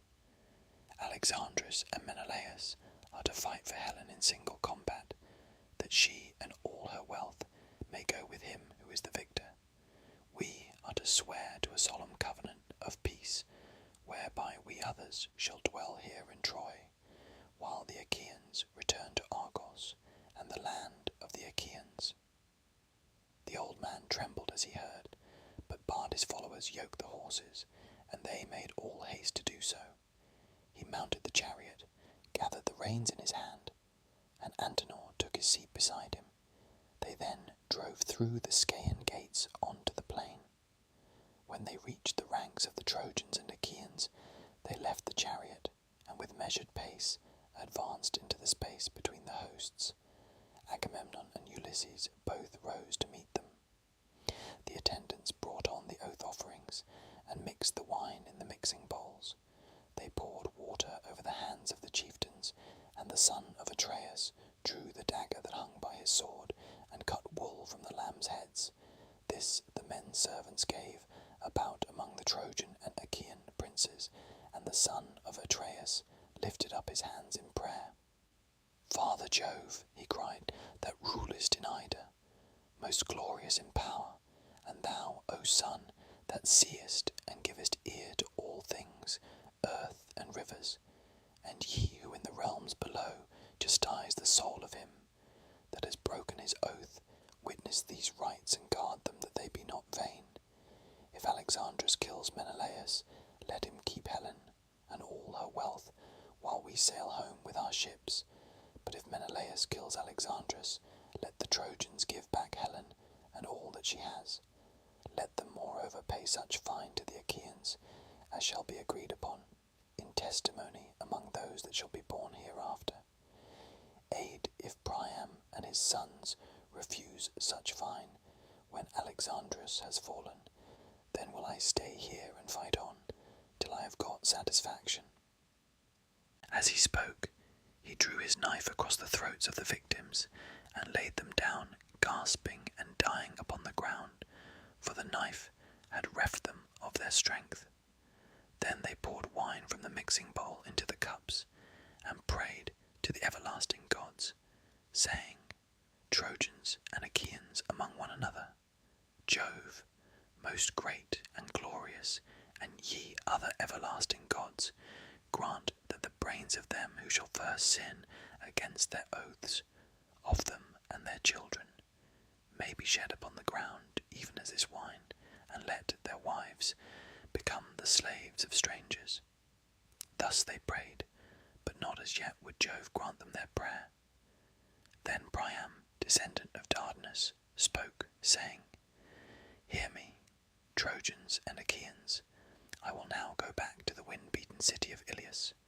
I dare not with my own eyes witness this fight between my son and Menelaus, for Jove and the other immortals alone know which shall fall. On this he laid the 2 lambs on his chariot and took his seat. He gathered the reins in his hand, and Antenor sat beside him. The 2 then went back to Iliad. Hector and Ulysses measured the ground and cast lots from a helmet of bronze to see which should take aim first. Meanwhile, the 2 hosts lifted up their hands and prayed, saying, Father Jove, that rulest from Ida, most glorious in power, grant that he who first brought about this war between us may die, and enter the house of Hades, while we others remain at peace and abide by our oaths. Great Hector now turned his head aside, while he shook the helmet, and the lot of Paris flew out first. The others took their several stations, each by his horses and the place where his arms were lying, while Alexandrus, husband of lovely Helen, put on his goodly armour. First he greaved his legs with greaves of good make, and fitted with ankle clasps of silver. After this he donned the cuirass of his brother Lycaon, and fitted it to his own body. He hung his silver-studded sword of bronze about his shoulders, and then his mighty shield. On his comely head he set his helmet, well wrought, with a crest of horsehair that nodded menacingly above it, and he grasped a redoubtable spear that suited his hands. In like fashion Menelaus also put on his armour. When they had thus armed, each amid his own people, they strode fierce of aspect into the open space, and both Trojans and Achaeans were struck with awe as they beheld them. They stood near one another on the measured ground, brandishing their spears, and each furious against the other. Alexandrus aimed first, and struck the round shield of the son of Atreus, but the spear did not pierce it, for the shield turned its point. Menelaus next took aim, praying to Father Jove as he did so. King Jove, he said, grant me revenge on Alexandrus, who has wronged me. Subdue him under my hand, that in ages yet to come a man may shrink from doing ill deeds in the house of his host. He poised his spear as he spoke, and hurled it at the shield of Alexandrus. Through shield and cuirass it went, and tore the shirt by his flank, but Alexandrus swerved aside, and thus saved his life. Then the son of Atreus drew his sword and drove at the projecting part of his helmet, but the sword fell shivered in 3 or 4 pieces from his hand, and he cried, looking towards heaven, Father Jove, of all gods thou art the most despiteful. I made sure of my revenge, but the sword has broken in my hand. My spear has been hurled in vain, and I have not killed him. With this he flew at Alexandrus, caught him by the horsehair plume of his helmet, and began dragging him towards the Achaeans. The strap of the helmet that went under his chin was choking him, and Menelaus would have dragged him off to his own great glory, had not Jove's daughter Venus been quick to mark and to break the strap of oxhide, so that the empty helmet came away in his hand. This he flung to his comrades among the Achaeans, and was again springing upon Alexandrus to run him through with a spear, but Venus snatched him up in a moment, as a god can do, hid him under a cloud of darkness, and conveyed him to his own bedchamber. Then she went to call Helen, and found her on a high tower, with the Trojan women crowding round her. She took the form of an old woman, who used to dress wool for her when she was still in Lacedaemon, and of whom she was very fond. Thus disguised, she plucked her by perfumed robe, and said, Come hither. Alexandrus says you are to go to the house. He is on his bed in his own room, radiant with beauty, and dressed in gorgeous apparel. No one would think he had just come from fighting, but rather that he was going to a dance, or had done dancing and was sitting down. With these words she moved the heart of Helen to anger. When she marked the beautiful neck of the goddess, her lovely bosom, and sparkling eyes, she marvelled at her and said, Goddess, Why do you thus beguile me? Are you going to send me afield still further to some man whom you have taken up in Phrygia or fair Maeonia? Menelaus has just vanquished Alexandrus, and is to take my hateful self back with him. You are come here to betray me. Go sit with Alexandrus yourself. Henceforth be goddess no longer. Never let your feet carry you back to Olympus. Worry about him, and look after him till he make you his wife, or, for the matter of that, his slave. But me, I shall not go. I can garnish his bed no longer. I should be a byword among all the women of Troy. Besides, I have trouble on my mind. Venus was very angry and said, Bold hussy, do not provoke me. If you do, I shall leave you to your fate and hate you as much as I have loved you. I will stir up fierce hatred between Trojans and Achaeans, and you shall come to a bad end. At this Helen was frightened. She wrapped her mantle about her and went in silence, following the goddess, and unnoticed by the Trojan women. When they came to the house of Alexandrus, the maidservants set about their work, but Helen went into her own room, and the laughter-loving goddess took a seat, and set it for her facing Alexandrus. On this Helen, daughter of Aegis-bearing Jove, sat down, and with eyes askance began to upbraid her husband.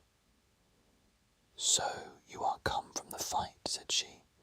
Would that you had fallen rather by the hand of that brave man who was my husband.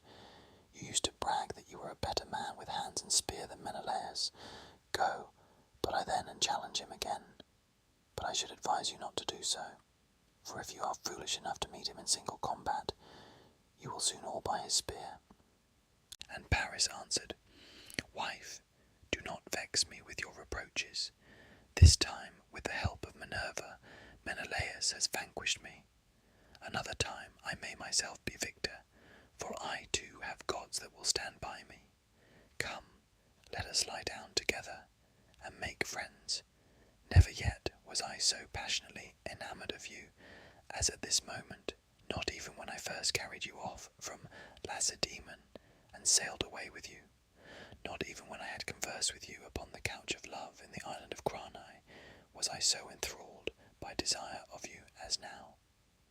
On this he led her towards the bed, and his wife went with him.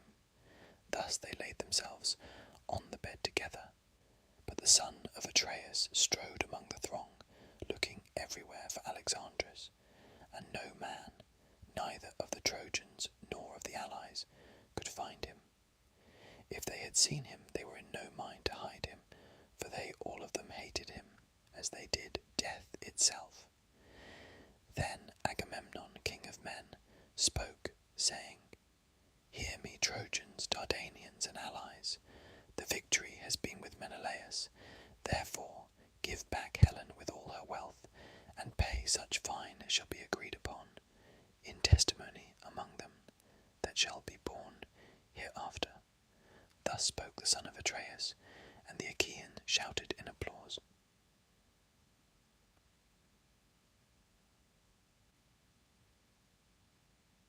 Book. Now the gods were sitting with Jove in council upon the golden floor, while Hebe went round, pouring out nectar for them to drink, and as they pledged one another in their cups of gold, they looked down upon the town of Troy. The son of Saturn then began to tease Juno, talking at her so as to provoke her. Menelaus, said he, has two good friends among the goddesses, Juno of Argos and Minerva of Alalcomene, but they only sit still and look on, while Venus keeps ever by Alexandrus' side to defend him in any danger. Indeed, she has just rescued him, when he made sure that it was all over with him, for the victory really did lie with Menelaus. We must consider what we shall do about all this. Shall we set them fighting anew, or make peace between them? If you will agree to this last, Menelaus can take back Helen, and the city of Priam may remain still inhabited. Minerva and Juno muttered their discontent as they sat side by side, hatching mischief for the Trojans. Minerva scowled at her father, for she was in a furious passion with him, and said nothing, but Juno could not contain herself. "Dread son of Saturn," said she, "what, pray, is the meaning of all this? Is my trouble, then, to go for nothing, and the sweat that I have sweated, to say nothing of my horses, while getting the people together against Priam and his children? Do as you will, but we other gods shall not all of us approve your counsel." Jove was angry and answered, "My dear, what harm have Priam and his sons done you, that you are so hotly bent on sacking the city of Iliad? Will nothing do for you, but you must within their walls, and eat Priam raw with his sons, and all the other Trojans to boot? Have it your own way, then, for I would not have this matter become a bone of contention between us. I say further, and lay my saying to your heart, if ever I want to sack a city belonging to friends of yours, you must not try to stop me. You will have to let me do it, for I am giving in to you sorely against my will. Of all inhabited cities under the sun and stars of heaven, there was none that I so much respected as Iliad with Priam and his whole people. Equitable feasts were never wanting about my altar, nor the savour of burning fat, which is honour due to ourselves." "My own 3 favourite cities," answered Juno, "are Argos, Sparta, and Mycenae. Sack them whenever you may be displeased with them. I shall not defend them, and I shall not care. Even if I did, and tried to stay you, I should take nothing by it, for you are much stronger than I am, but I will not have my own work wasted. I too am a god, and of the same race with yourself. I am Saturn's eldest daughter, and am honourable not on this ground only, but also because I am your wife, and you are king over the gods. Let it be a case then of give and take between us, and the rest of the gods will follow our lead. Tell Minerva to go and take part in the fight at once, and let her contrive that the Trojans shall be the first to break their oaths, and set upon the Achaeans." The sire of gods and men heeded her words, and said to Minerva, "Go at once into the Trojan and Achaean hosts, and contrive that the Trojans shall be the first to break their oaths, and set upon the Achaeans." This was what Minerva was already eager to do, so down she darted from the topmost summits of Olympus. She shot through the sky as some brilliant meteor which the son of scheming Saturn has sent as a sign to mariners or to some great army, and a fiery train of light follows in its wake. The Trojans and Achaeans were struck with awe as they beheld, and one would turn to his neighbour, saying, "Either we shall again have war and din of combat, or Jove, the Lord of battle, will now make peace between us." Thus did they converse. Then Minerva took the form of Laodocus, son of Antenor, and went through the ranks of the Trojans to find Pandarus, the redoubtable son of Lycaon. She found him standing among the stalwart heroes who had followed him from the banks of the Aesopus. So she went close up to him and said, "Brave son of Lycaon, will you do as I tell you?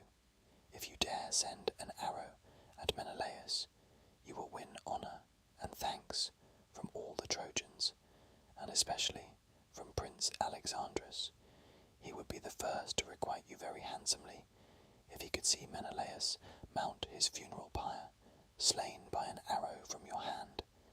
Take your home aim then, and pray to Lycian Apollo, the famous archer. Vow that when you get home to your strong city of Zelea, you will offer a hecatomb of firstling lambs in his honour." His fool's heart was persuaded, and he took his bow from its case.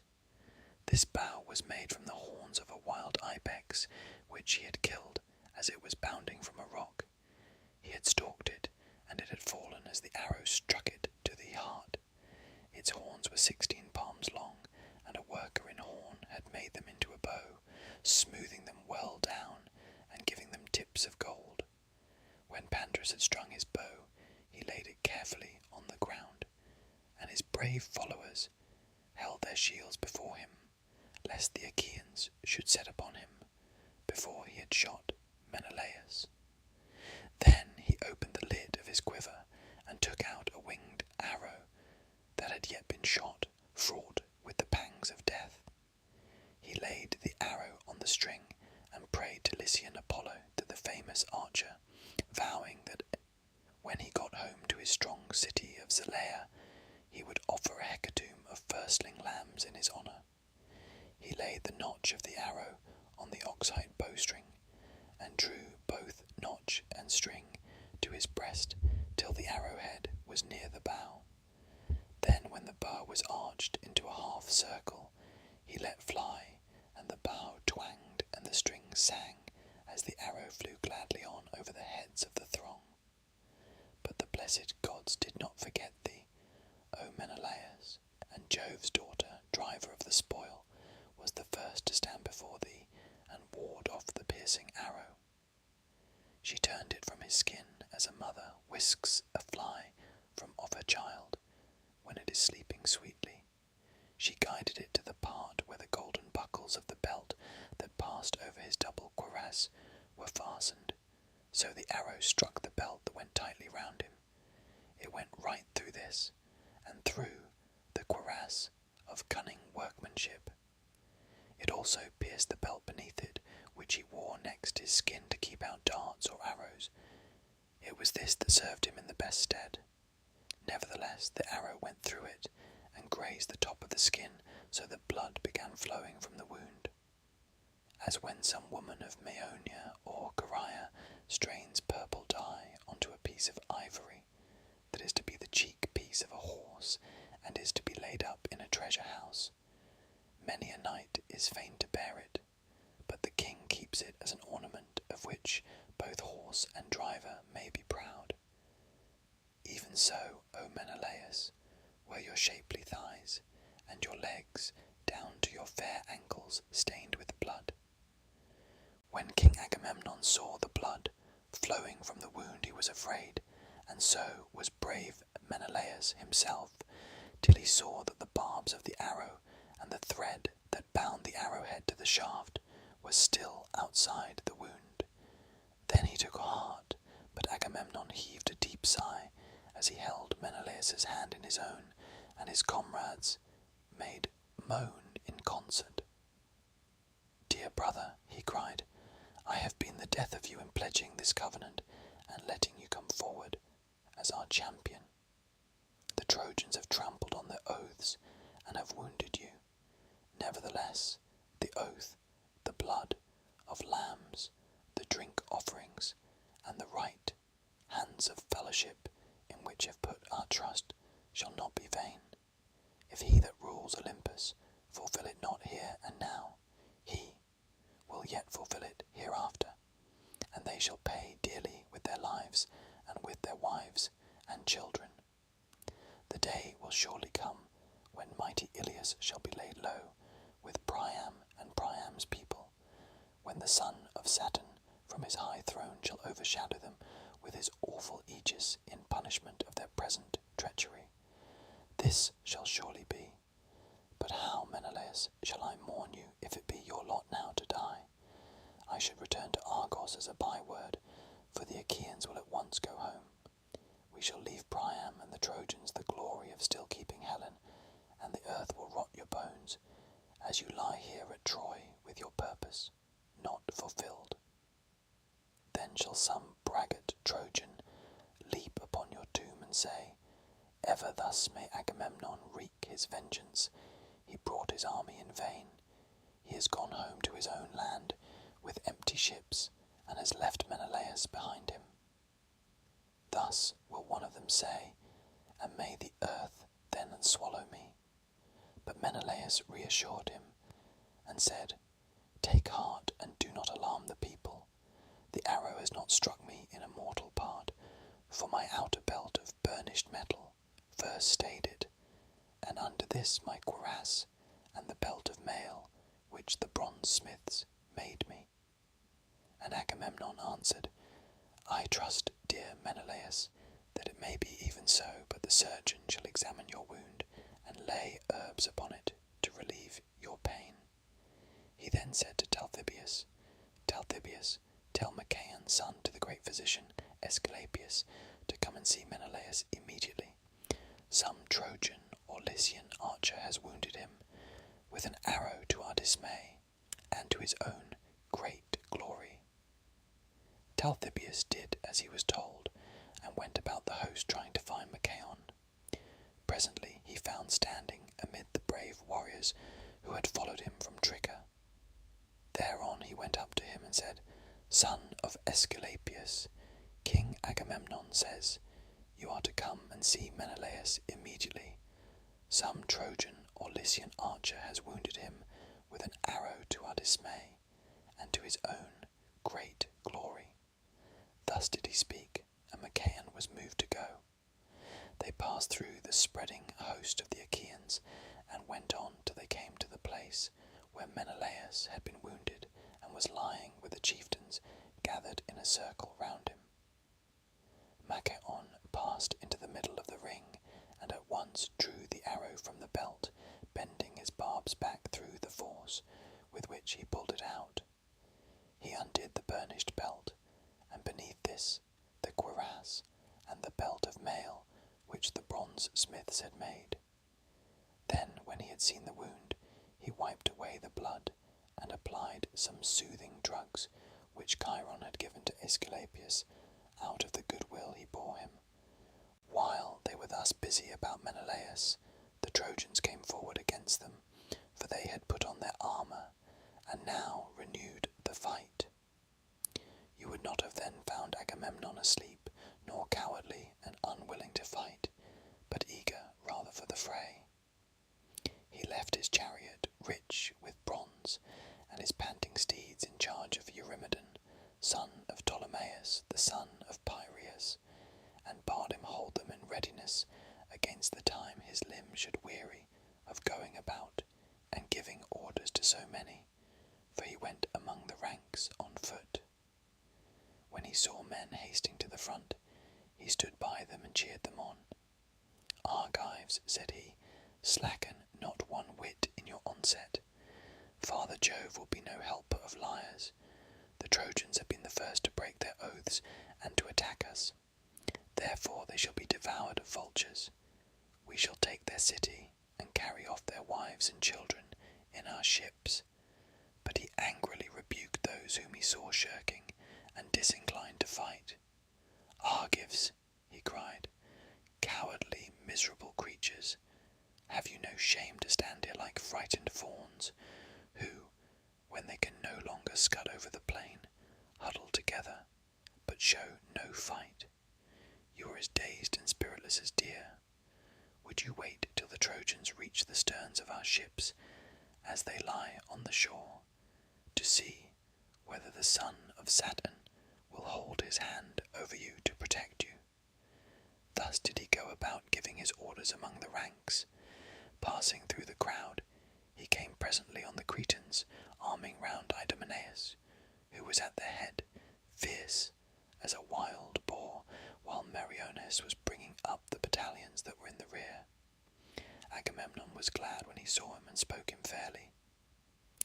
Idomeneus, said he, I treat you with greater distinction than I do any others of the Achaeans, whether in war or in other things, or at table. When the princes are mixing my choicest wines in the mixing bowls, they have each of them a fixed allowance, but your cup is kept always full like my own, that you may drink whenever you are minded. Go therefore into battle, and show yourself the man you have been always proud to be. Idomeneus answered, I will be a trusty comrade, as I promised you from the first I would be. Urge on the other Achaeans that we may join battle at once, for the Trojans have trampled upon their covenants. Death and destruction shall be theirs, seeing they have been the first to break their oaths and to attack us. The son of Atreus went on, glad at heart, till he came upon the two Ajaxes arming themselves amid a host of foot soldiers. As when a goatherd from some high post watches a storm drive over the deep before the west wind, black as pitch is the offing, and a mighty whirlwind draws towards him, so that he is afraid, and drives his flock into a cave.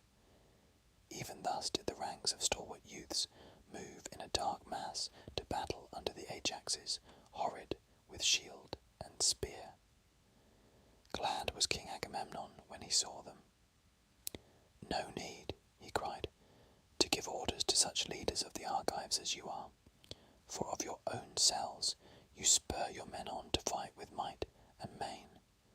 Would, by Father Jove, Minerva, and Apollo, that all were so minded as you are, for the city of Priam would then soon fall beneath our hands, and we should sack it." With this he left them and went onward to Nestor, the facile speaker of the Pylians, who was marshalling his men and urging them on, in company with Pelagon, Alastor, Chromius, Haemon, and Bias, shepherd of his people. He placed his knights with their chariots and horses in the front rank, while the foot soldiers, brave men and many, whom he could trust, were in the rear. The cowards he drove into the middle, that they might fight, whether they would or no. He gave his orders to the knights first, bidding them hold their horses well in hand, so as to avoid confusion. "Let no man," he said, "relying on his strength or horsemanship, get before the others, and engage singly with the Trojans, nor yet let him lag behind, or you will weaken your attack. But let each, when he meets an enemy's chariot, throw his spear from his own. This be much the best. This is how the men of old took towns and strongholds. In this wise were they minded." Thus did the old man charge them, for he had been in many a fight, and King Agamemnon was glad. "I wish," he said to him, "that your limbs were as supple, and your strength as sure as your judgment is. But age, the common enemy of mankind, has laid his hand upon you. Would that it had fallen upon some other, and that you were still young." And Nestor, knight of Gerene, answered, "Son of Atreus, I too would gladly be the man I was when I slew mighty Erithalion. But the gods will not give us everything at one and the same time. I was then young, and now I am old. Still I can go with my knights, and give them that counsel which old men have a right to give. The wielding of the spear I leave to those who are younger and stronger than myself." Agamemnon went his way rejoicing, and presently found Menesthius, son of Peteos, tarrying in his place, and with him were the Athenians loud of tongue, in battle. Near him also tarried cunning Ulysses, with his sturdy Cephallenians round him. They had not yet heard the battle cry, for the ranks of Trojans and Achaeans had only just begun to move, so they were standing still, waiting for some other columns of the Achaeans to attack the Trojans and begin the fighting. When he saw this, Agamemnon rebuked them and said, "Son of Peteos, and you other, steeped in cunning, heart of guile, why stand you here cowering and waiting on others? You too should be of all men foremost when there is hard fighting to be done, for you are ever foremost to accept my invitation. When we counsellors of the Achaeans are holding feast, you are glad enough then to take your fill of roast meats, and to drink wine as long as you please, whereas now you would not care that you saw 10 columns of Achaeans engage the enemy in front of you." Ulysses glared at him and answered, "Son of Atreus, what are you talking about? How can you say that we are slack? When the Achaeans are in full fight with the Trojans, you shall see, if you care to do so, that the father of Telemachus will join battle with the foremost of them. You are talking idly." When Agamemnon saw that Ulysses was angry, he smiled pleasantly at him and withdrew his words. "Ulysses," said he, "noble son of Laertes, excellent in all good counsel, I have neither fault to find nor orders to give you, for I know your heart is right, and that you and I are of a mind. Enough, I will make you amends for what I have said. And if any ill has now been spoken, may the gods bring it to nothing." He then left them and went on to others.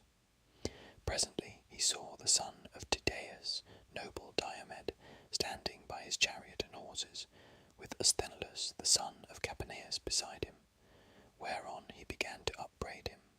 "Son of Tydeus," he said, "why stand you cowering here upon the brink of battle?" Tydeus did not shrink thus, but was ever ahead of his men when leading them on against the foe. So, at least, say they that saw him in battle, for I never set eyes upon him myself. They say that there was no man like him. He came once to Mycenae, not as an enemy, but as a guest, in company with Polynices to recruit his forces, for they were levying war against the strong city of Thebes, and prayed our people for a body of picked men to help them. The men of Mycenae were willing to let them have one, but Jove dissuaded them by showing them unfavourable omens. Tydeus, therefore, and Polynices went their way. When they had got as far the deep-meadowed and rush-grown banks of the Aesopus, the Achaeans sent Tydeus as their envoy, and he found the Cadmeans gathered in great numbers to a banquet in the house of Eteocles. Stranger though he was, he knew no fear on finding himself single-handed among so many, but challenged them to contest of all kinds, and in each one of them was at once victorious, so mightily did Minerva help him. The Cadmeans were incensed at his success, and set a force of 50 youths, with 2 captains, the godlike hero Maon, son of Haemon, and Polyphontes, son of Autophonus, at their head, to lie in wait for him on his return journey. But Tydeus slew every man of them, save only Maon, whom he let go in obedience to heaven's omens. Such was Tydeus of Aetolia. His son can talk more glibly, but he cannot fight as his father did. Diomed made no answer, for he was shamed by the rebuke of Agamemnon. But the son of Capaneus took up his words and said, "Son of Atreus, tell no lies, for you can speak truth if you will. We boast ourselves as even better men than our fathers. We took 7-gated Thebes, though the wall was stronger, and our men were fewer in number, for we trusted in the omens of the gods and in the help of Jove, whereas they perished through their own sheer folly. Hold not then our fathers in like honour with us." Diomed looked sternly at him and said, "Hold your peace, my friend, as I bid you. It is not amiss that Agamemnon should urge the Achaeans forward, for the glory will be his if we take the city, and is the shame if we are vanquished. Therefore let us acquit ourselves with valour." As he spoke, he sprang from his chariot, and his armour rang so fiercely about his body that even a brave man might well have been scared to hear it, as when some mighty wave that thunders on the beach when the west wind has lashed it into fury. It has reared its head afar, and now comes crashing down on the shore. It bows its arching crest high over the jagged rocks, and spews its salt foam in all directions. Even so did the serried phalanxes of the Danaans march steadfastly to battle. The chiefs gave orders each to his own people, but the men said never a word. No man would think it, for huge as the host was, it seemed as though there was not a tongue among them, so silent were they in their obedience, and as they marched the armoured about, their bodies glistened in the sun. But the clamour of the Trojan ranks was as that of many thousand ewes that stand waiting to be milked in the yards of some rich flockmaster, and bleat incessantly in answer to the bleating of their lambs, for they had not one speech nor language, but their tongues were diverse, and they came from many different places.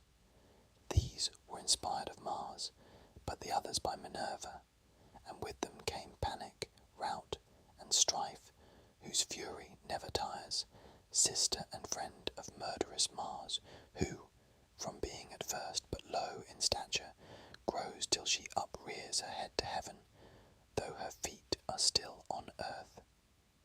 She it was that went about among them, and flung down discord to the waxing of sorrow with even hand between them.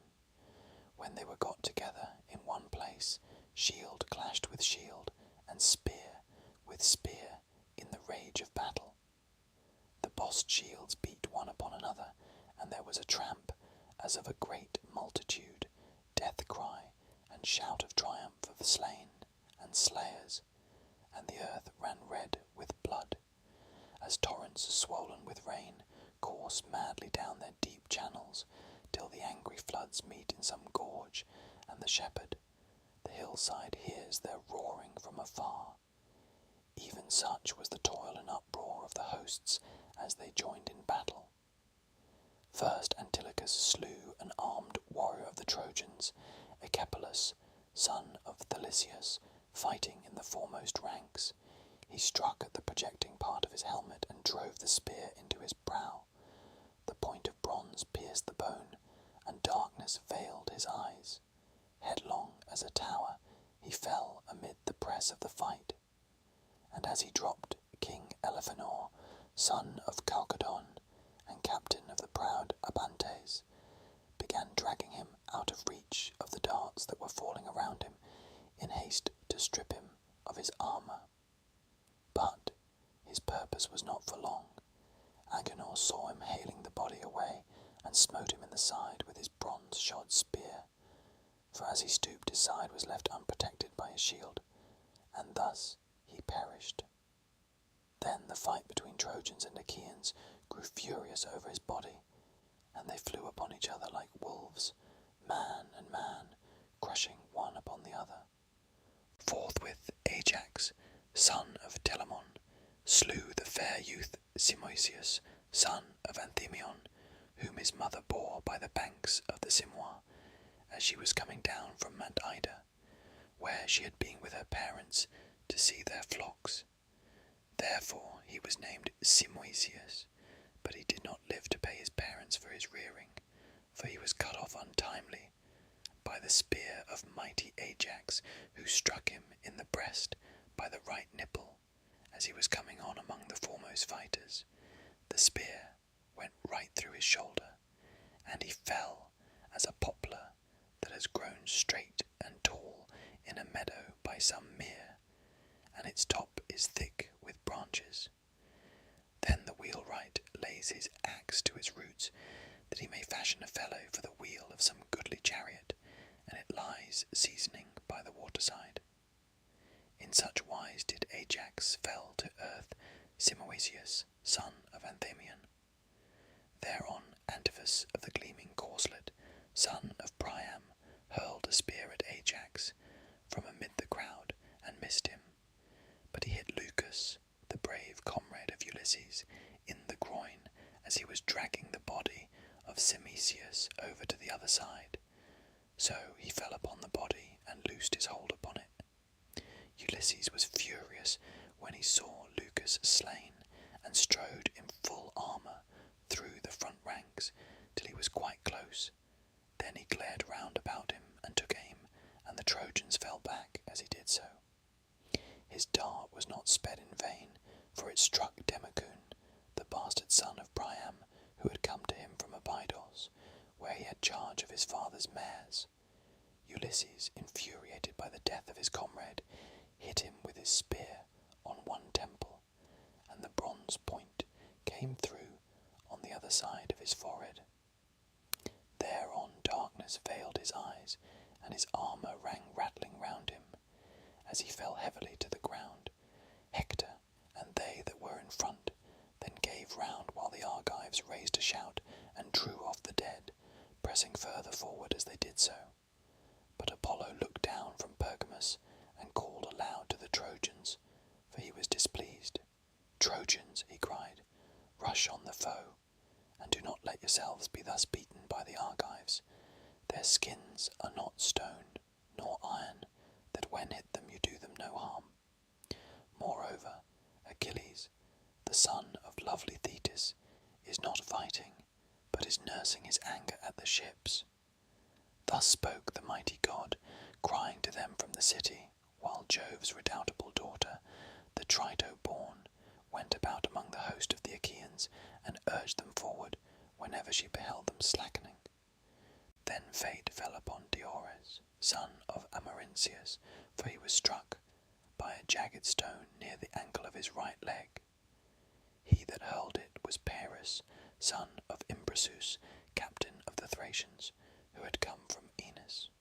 The bones and both the tendons were crushed by the pitiless stone. He fell to the ground on his back, and in his death throes stretched out his hands towards his comrades. But Pyrrhus, who had wounded him, sprang on him and thrust a spear into his belly, so that his bowels came gushing out upon the ground, and darkness veiled his eyes. As he was leaving the body, Thoas of Aetolia struck him in the chest near the nipple, and the point fixed itself in his lungs. Thoas came close up to him, pulled the spear out of his chest, and then drawing his sword, smote him in the middle of the belly so that he died. But he did not strip him of his armour, for his Thracian comrades, men who wear their hair in a tuft at the top of their heads, stood round the body, and kept him off with their long spears, for all his great stature and valour. So he was driven back. Thus the two corpses lay stretched on earth, near to one another, the one captain of the Thracians, and the other of the Epeans, and many another fell round them. And now no man would have made light of the fighting, if he could have gone about among it, scatheless and unwounded, with Minerva leading him by the hand, and protecting him from the storm of spears and arrows. For many Trojans and Achaeans on that day lay stretched side by side, face downwards upon the earth.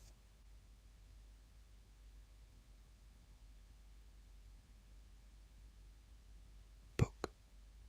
Then Pallas Minerva put valour into the heart of Diomed, son of Tydeus, that he might excel all the other Argives, and cover himself with glory. She made a stream of fire flare from his shield and helmet, like the star that shines most brilliantly in summer after his bath in the waters of Oceanus. Even such a fire did she kindle upon his head and shoulders, as she bade him speed into the thickest hurly-burly of the fight. Now there was a certain rich and honourable man among the Trojans, priest of Vulcan, and his name was Dares. He had 2 sons, Phegeus and Idaeus, both of them skilled in all the arts of war. These 2 came forward from the main body of Trojans, and set upon Diomed, he being on foot, while they fought from their chariot. When they were close up to one another, Phegeus took aim first, but his spear went over Diomed's left shoulder without hitting him. Diomed then threw, and his spear sped not in vain, for it hit Phegeus on the breast near the nipple, and he fell from his chariot. Idaeus did not dare to bestride his brother's body, but sprang from the chariot and took to flight, or he would have shared his brother's fate. Whereon Vulcan saved him by wrapping him in a cloud of darkness, that his old father might not be utterly overwhelmed with grief. But the son of Tydeus drove off with the horses, and bade his followers take them to the ships. The Trojans were scared when they saw the 2 sons of Dares, one of them in fright, and the other lying dead by his chariot. Minerva therefore took Mars by the hand and said, Mars, Mars, bane of men, blood-stained stormer of cities, may we not now leave the Trojans and Achaeans to fight it out, and see to which of the 2 Jove will vouchsafe the victory? Let us go away, and thus avoid his anger. So saying, she drew Mars out of the battle, and set him down upon the steep banks of the Scamander. Upon this the Danaans drove the Trojans back, and each one of the chieftains killed his man. First King Agamemnon flung mighty Odius, captain of the Halizoni, from his chariot. The spear of Agamemnon caught him on the broad of his back, just as he was turning in flight.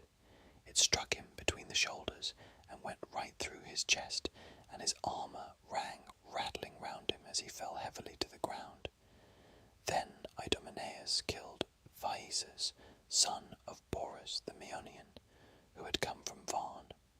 Mighty Idomeneus speared him on the right shoulder as he was mounting his chariot, and the darkness of death enshrouded him as he fell heavily from the car. The The squires of Idomeneus spoiled him of his armour, while Menelaus, son of Atreus, killed Scamandrius, the son of Strophius, a mighty huntsman and keen lover of the chase. Diana herself had taught him how to kill every kind of wild creature that is bred in mountain forests, but neither she nor his famed skill in archery could now save him. For the spear of Menelaus struck him in the back as he was flying. It struck him between the shoulders and went right through his chest, so that he fell headlong, and his armour rang rattling round him. Meriones then killed Phericlus, the son of Tecton, who was the son of Hermon, a man whose hand was skilled in all manner of cunning workmanship, for Pallas Minerva had dearly loved him. He it was that made the ships for Alexandrus, which were the beginning of all mischief, and brought evil alike both on the Trojans and on Alexandrus himself, for he heeded not the decrees of heaven. Meriones overtook him as he was flying, and struck him on the right buttock. The point of the spear went through the bone into the bladder, and death came upon him as he cried aloud, and fell forward on his knees. Meges, moreover, slew Pedaeus, son of Antenor, who, though he was a bastard, had been brought up by Theano as one of her own children, for the love she bore her husband. The son of Phyleus got close up to him, and drove a spear into the nape of his neck. It went under his tongue all among his teeth, so he bit the cold bronze, and fell dead in the dust. And Eurypylus, son of Euaemon, killed Hypsenor, the son of noble Dolopion, who had been made priest of the river Scamander, and was honoured among the people as though he were a god. Eurypylus gave him chase as he was flying before him, smote him with his sword upon the arm, and lopped his strong hand from off it. The bloody hand fell to the ground, and the shades of death, with fate that no man can withstand, came over his eyes. Thus furiously did the battle rage between them. As for the son of Tydeus, you could not say whether he was more among the Achaeans or the Trojans. He rushed across the plain like a winter torrent that has burst its barrier in full flood. No dikes, no walls of fruitful vineyards can embank it when it is swollen with rain from heaven, but in a moment it comes tearing onward, and lays many a field waste that many a strong man-hand has reclaimed. Even so were the dense phalanxes of the Trojans driven in rout by the son of Tydeus, and many though they were, they dared not abide his onslaught. Now when the son of Lycaon saw him scouring the plain, and driving the Trojans pell-mell before him, he aimed an arrow, and hit the front part of his cuirass near the shoulder. The arrow went right through the metal, and pierced the flesh, so that the cuirass was covered with blood. On this the son of Lycaon shouted in triumph, "Knights, Trojans, come on! The bravest of the Achaeans is wounded, and he will not hold out much longer, if King Apollo was indeed with me when I sped from Lycia hither." Thus did he vaunt, but his arrow had not killed Diomed, who withdrew and made for the chariot and horses of Sthenelus, the son of Capaneus. "Dear son of Capaneus," said he, "come down from your chariot, and draw the arrow out of my shoulder." Sthenelus sprang from his chariot, and drew the arrow from the wound, whereon the blood came spouting out through the hole that had been made in his shirt. Then Diomed prayed, saying, "Hear me, daughter of aegis-bearing Jove, unweariable. If ever you loved my father well, and stood by him in the thick of a fight, do the like now by me. Grant me to come within a spear's throw of that man and kill him. He has been too quick for me, and has wounded me, and now he is boasting that I shall not see the light of the sun much longer." Thus he prayed, and Pallas Minerva heard him. She made his limbs supple, and quickened his hands and his feet. Then she went up close to him and said, "Fear not, Diomed, to do battle Trojans, for I have set in your heart the spirit of your knightly father Tydeus. Moreover, I have withdrawn the veil from your eyes, that you know gods and men apart. If then any other god comes here and offers you battle, do not fight him. But should Jove's daughter Venus come, strike her with your spear and wound her. When she had said this, Minerva went away, and the son of Tydeus again took his place among the foremost fighters, 3 times more fierce even than he had been before. He was like a lion that some mountain shepherd has wounded but not killed, as he is springing over the wall of a sheepyard to attack the sheep. The shepherd has roused the brute to fury, but cannot defend his flock, so he takes shelter under cover of the buildings, while the sheep, panic-stricken on being deserted, are smothered in heaps, one on top of the other, and the angry lion leaps out over the sheepyard wall. Even thus did Diomed go furiously about among the Trojans. He killed Astinus, and shepherd of his people, the one with a thrust of his spear, which struck him above the nipple, the other with a sword, cut on the collarbone, that severed his shoulder from his neck and back. He let both of them lie, and went in pursuit of Abas and Polidas, sons of the old reader of dreams, Eurydamas. They never came back for him to read them any more dreams, for mighty Diomed made an end of them. He then gave chase to Xanthus and Thune, the 2 sons of Phenops, both of them very dear to him, for he was now worn out with age, and begat no more sons to inherit his possessions.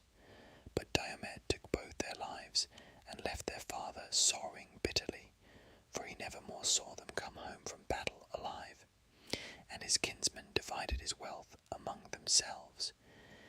Then he came upon 2 sons of Priam, Ecamon and Chromius, as they were both in one chariot. He sprang upon them as a lion fastens on the neck of some cow or heifer when the herd is feeding in a coppice. For all their vain struggles he flung them both from their chariot, and stripped the armour from their bodies. Then he gave their horses to his comrades to take them back to the ships.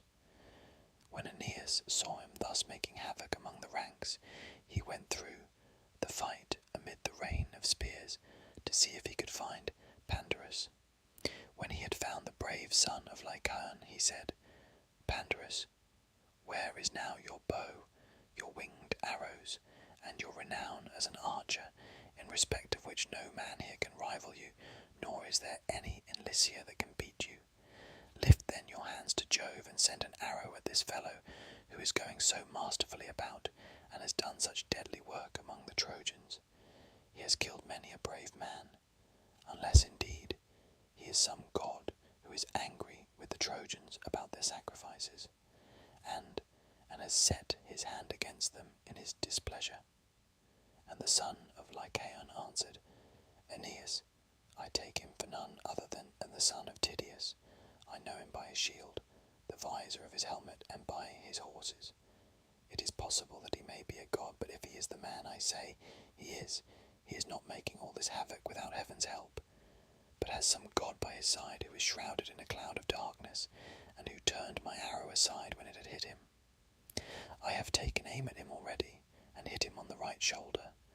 My arrow went through the breastpiece of his cuirass, and I made sure I should send him hurrying to the world below, but it seems that I have not killed him. There must be a god who is angry with me.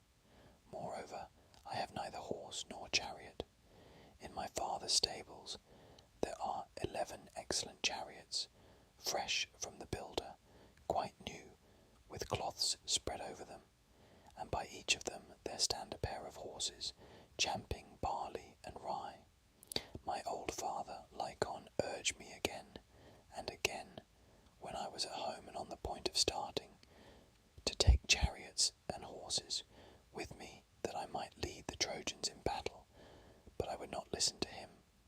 It would have been much better if I had done so, but I was thinking about the horses, which had been used to eat their fill, and I was afraid that in such a great gathering of men they might be ill-fed. So I left them at home, and came on foot to Iliad, armed only with my bow and arrows. These, it seems, are of no use, for I have already hit 2 chieftains, the sons of Atreus and of Tydeus, and though I drew blood surely enough, I have only made them still more furious. I did ill to take my bow down from its peg on the day I led my band of Trojans to Iliad in Hector's service, and if ever I get home again to set eyes on my native place, my wife, and the greatness of my house, may someone cut my head off then and there, if I do not break the bow and set it on a hot fire, such pranks as it plays me. Aeneas answered, Say no more. Things will not mend till we 2 go against this man with chariot and horses, and bring him to a trial of arms. Mount my chariot, and note how cleverly the horses of Tros can speed hither and thither over the plain in pursuit of flight. If Jove again vouchsafes glory to the son of Tydeus, they will carry us safely back to the city. Take hold, then, of the whip and reins, while I stand upon the car to fight, or else do you wait this man's onset while I look after the horses. Aeneas, replied the son of Lycaon, take the reins and drive. If we have to fly before the son of Tydeus, the horses will go better for their own driver. If they miss the sound of your voice when they expect it, they may be frightened and refuse to take us out of the fight. The son of Tydeus will then kill both of us and take the horses. Therefore drive them yourself, and I will be ready for him with my spear. They then mounted the chariot and drove full speed toward the son of Tydeus. Sthenelus, son of Capaneus, saw them coming, and said to Diomed, Diomed, son of Tydeus, man after my own heart, I see 2 heroes speeding towards you, both of them men of might, the one a skilful archer, Pandarus son of Lycaon, the other Aeneas, whose sire is Anchises, while his mother is Venus. Mount the chariot, and let us retreat. Do not, I pray you, press so furiously forward, or you may get killed.